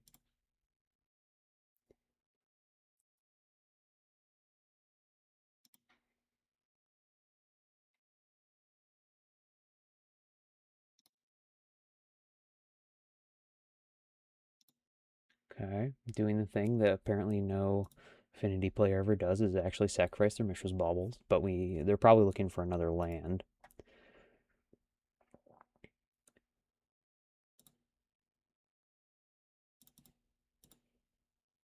And then we'll play the Soporific Springs without hurting ourselves and say, hopefully the turn 2 doesn't just obliterate us. And that's what we will hope for. So should mean no Kappa Cannoneer. Otherwise they probably would have kept the baubles around.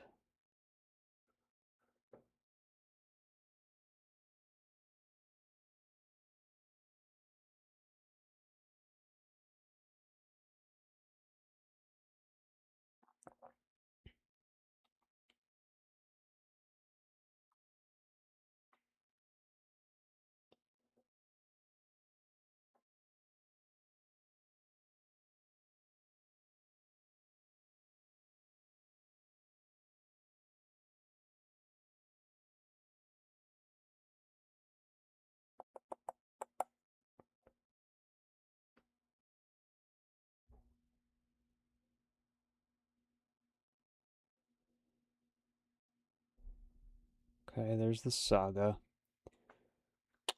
Not the best for us. Lava Spur Boots. Second Emery is not fantastic. Well, so I think we might just have to say once again, we will put the shields down on these counter spells. And hope there's not much else going on. Now we enter the phase of the game where we have to find answers to these Urza Saga tokens. Would have been really nice if our opponent hadn't found a third land.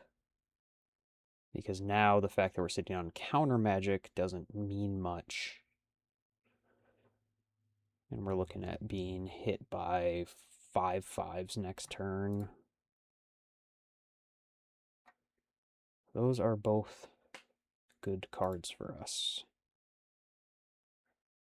But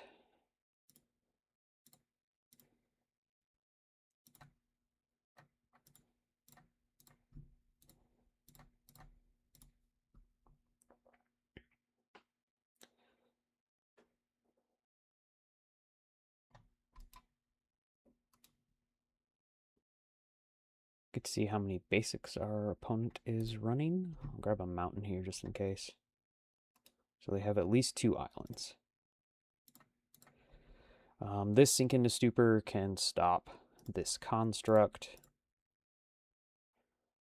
Fortunately, they might make it into a 5/4 with Ward 1. So we're just finding that the... Oh, so it could be a 6/6. Arcbound Ravager. At least the Arcbound Ravager doesn't do a whole lot to improve the construct token, because every artifact you sacrifice to get a counter that you can move over also reduces the size of this, so they're a little bit of a non-bow with each other. Wonder what they name with Needle. Field of Ruin, okay. I mean, makes sense. It's the only one they've seen. The only thing I've seen that might matter for that. So let's see. 1, 2, 3, 4, 5, 6, 7. Do this before anything else can happen. They should sack it to the Ravager. They cannot kill us yet. So, we've at least gotten to the point where we have a chance. Is it a good chance? No. We've found these 2 counterspells. We're very poor. And maybe that's something I should think about with mulligans, is keeping double of something isn't great. Having a little bit more variety is probably often better, especially if you're in the dark like I was here in this matchup. The second Urza Saga. Man, that card has just been grinding us into dust. Opponent off of red mana now, noticeably.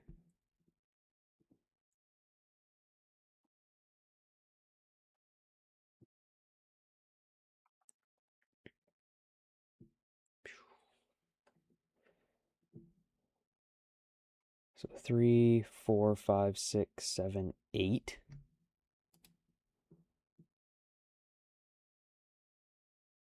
See if they do not decide to pitch their board. Wow, the third counterspell is kind of just a slap in the face.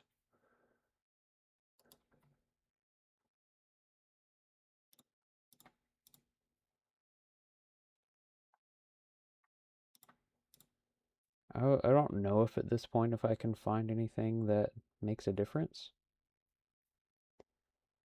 Well,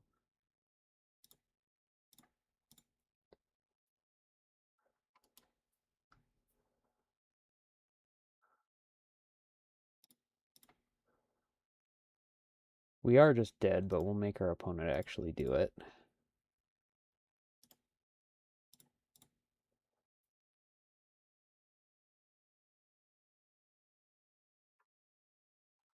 3, 4, 5, 6, 7, 8. We are dead exactly to the number of artifacts on the board. Oh, super dead now.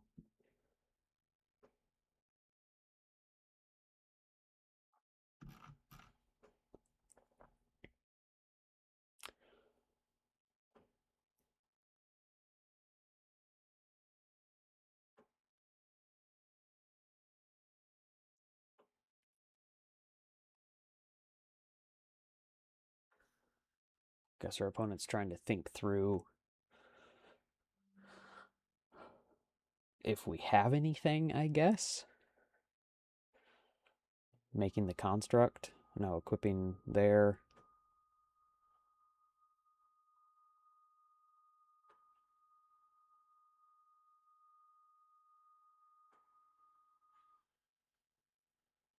Looks like they've got it. Because they're attacking me and not the Tameo. 3, 4, 5, 6, 7, 8. They just have to sacrifice all of these artifacts up here at top.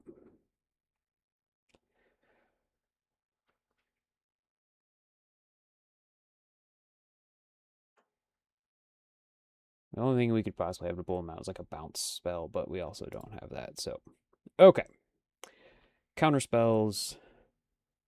Felt Lepore. So we do like Meltdowns. Maybe the Charmaw. We do like the Fire Magics. The Disputes are good. The Recall is good. Like, I could see an argument for everything. So let's look and see what we don't want. I feel like the counter spells are probably coming out. Legend of Roku can come out. I feel like the Spell Snare is not very good, and the Spell Pierce is not very good. So we can bring out those and bring in these. Tameo is okay, not fantastic. The Soul Guide Lantern mostly just stops Emery, which we can also do with the removal spells. The Force of Negations are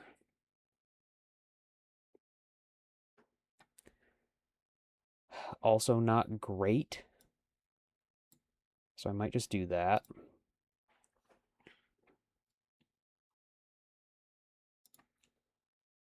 Don't love back being against the wall, but I do like seeing sideboard cards in our hand. So, here we go. Meltdown into Snap Meltdown can also be quite good.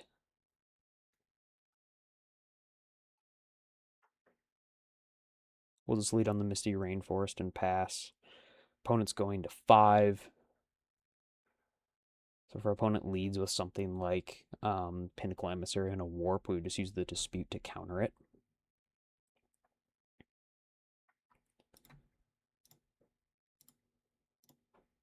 Click the button. There we go. Got it. Nailed it.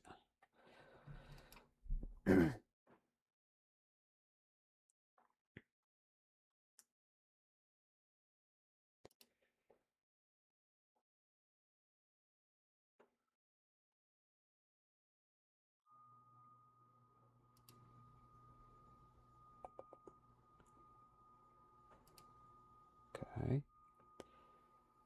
Opal. Okay.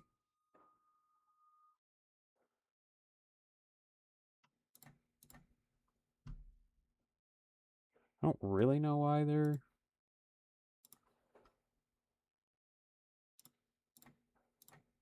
Boop.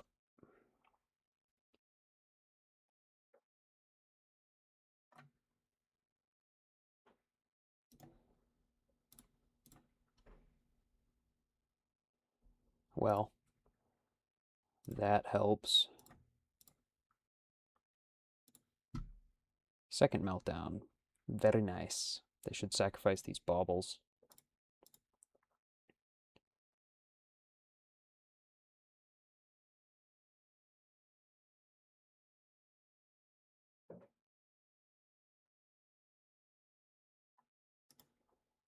Now we just need to start drawing lands. But we're effectively hampering their Urza Saga here. They will not be able to make constructs with this one unless they drew into like a land and the way to make a Mox Opal function. Deciding whether or not to pay 3 life. They do. Pinnacle Emissary. I think we just have to say that's okay. There's their Mox Opal.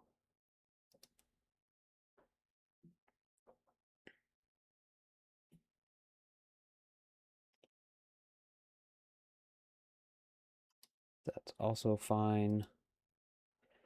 So we can clean up all of these once again with just a meltdown.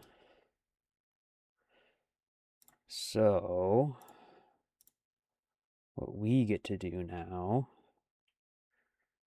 is destroy this and then meltdown to sweep up their other stuff. I mean, hopefully, oh no, they have no cards.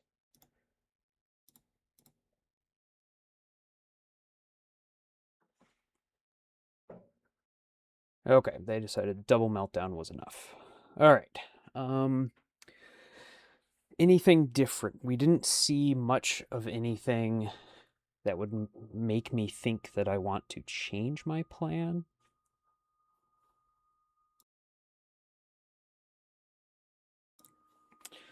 So,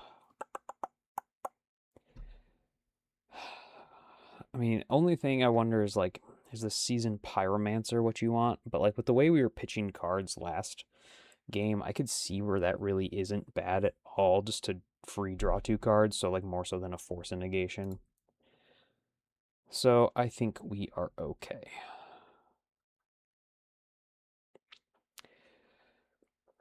Unholy Heat, Tameo, Wan Shitong. This hand is average at best.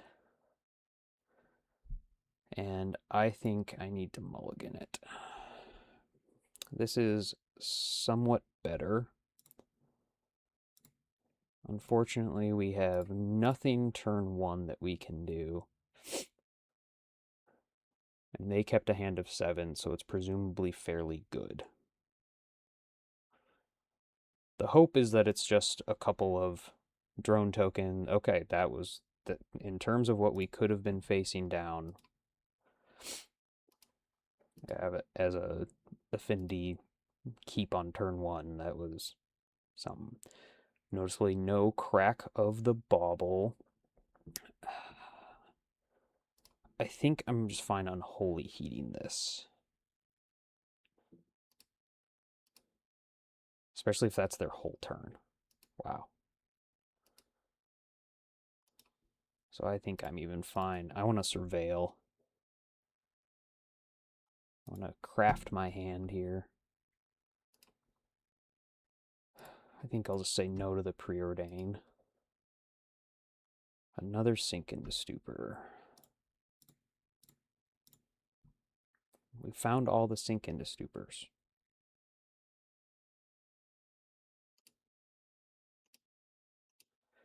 Okay.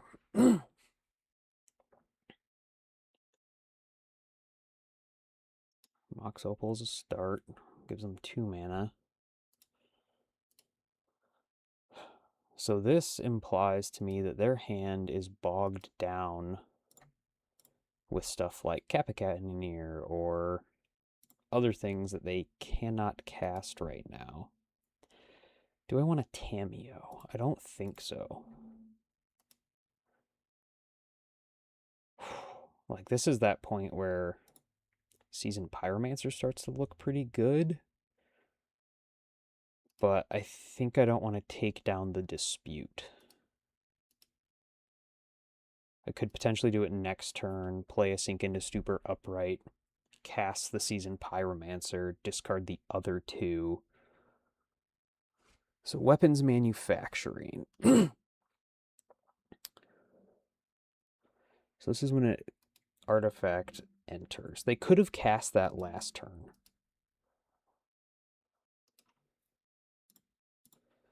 So I think what I'm going to do is I'm going to bounce that.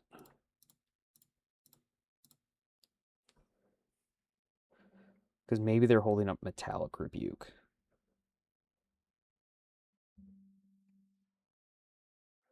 This pause indicates, yes, they're holding up Metallic Rebuke. And do they want to do this? So if they let this go, I'm not going to do anything on my turn.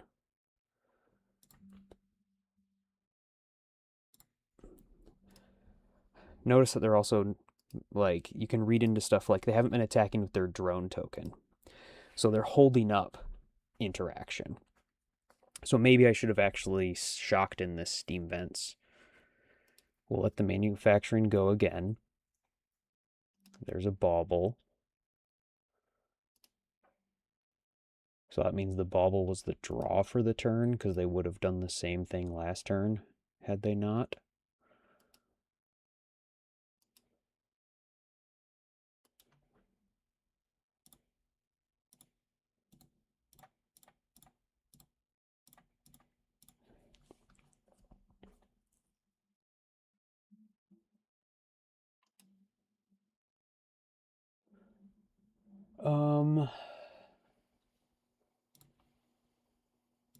Okay.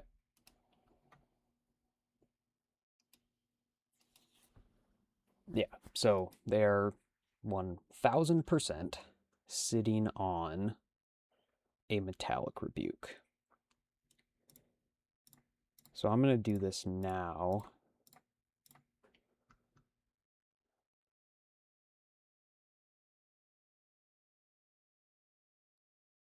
So I've been playing this back and forth game of dancing around the rebuke because, like, I want to be able to resolve this Pyromancer and draw 2 cards.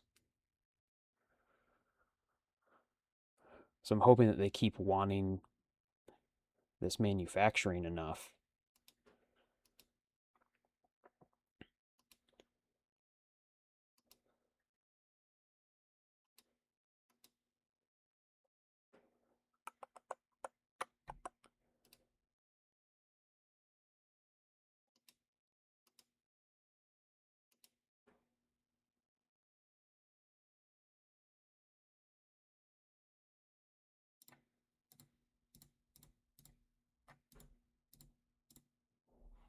Like, I'm just trying to get it out of their hand. Because they've been playing holding it up for 6 turns.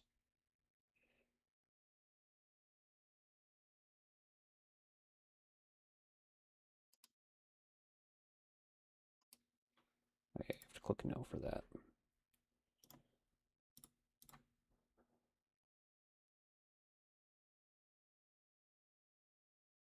So they had 1 follow-up there. So now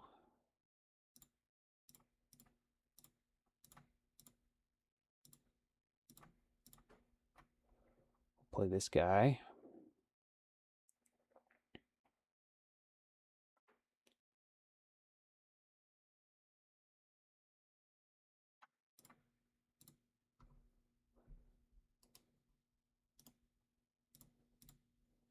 And now we hope that they don't have a Kappa Cannoneer. Or if they do, we hope to draw our Hurkyl's Recall.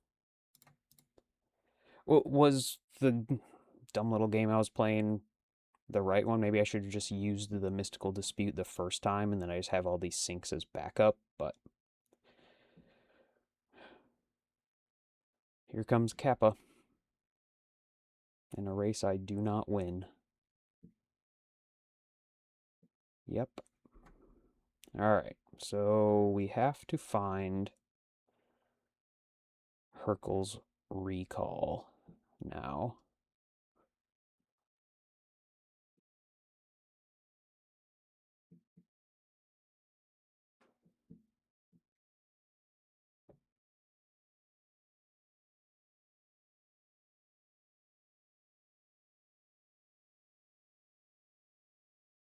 They have a second one? Jeez. All right. Hurkyl's recall or bust is where we are.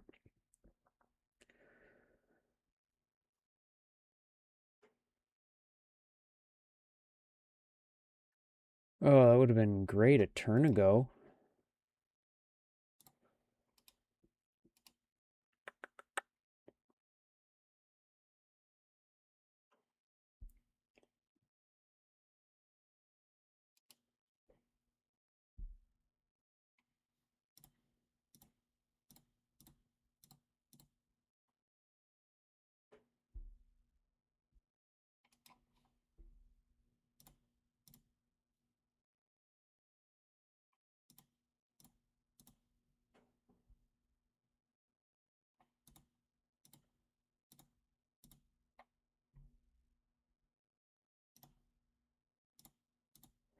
Well, one hope is that they don't have an artifact. If they were smart, they held an artifact back.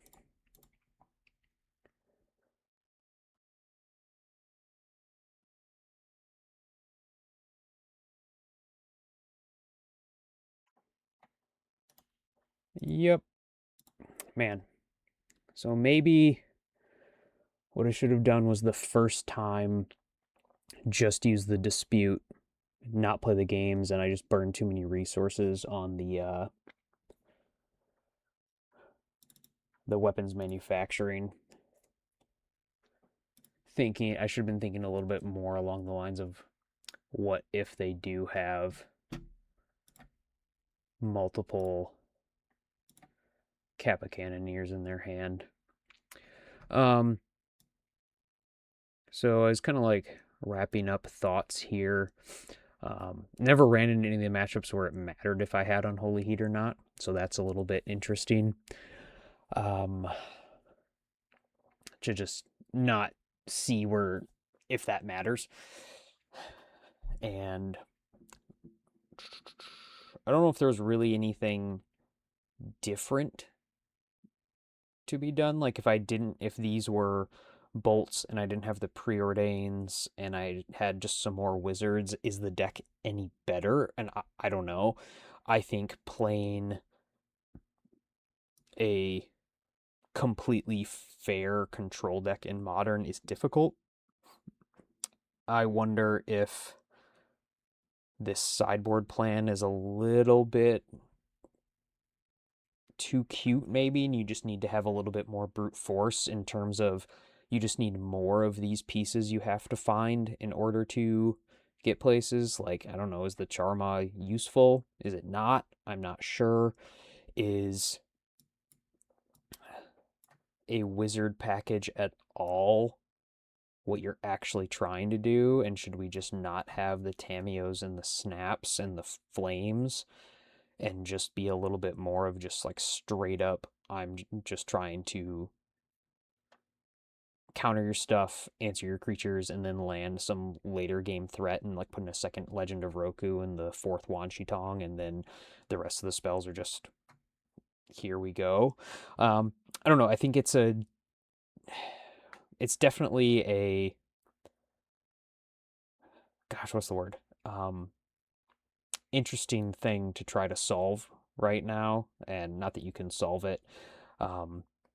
We ran into, what was it, three different Urza Saga decks, and that card is just hard to beat if you're just trying to play a fair game, because decks can just rely on it and they just have all of this card advantage left over.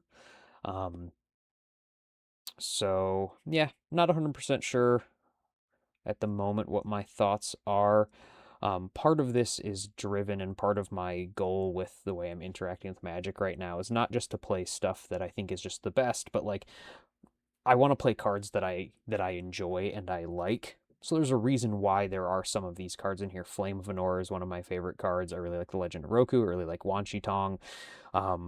So that's part of the reason for all of these inclusions. And so, yes, I am making some sacrifices and some concessions because of that.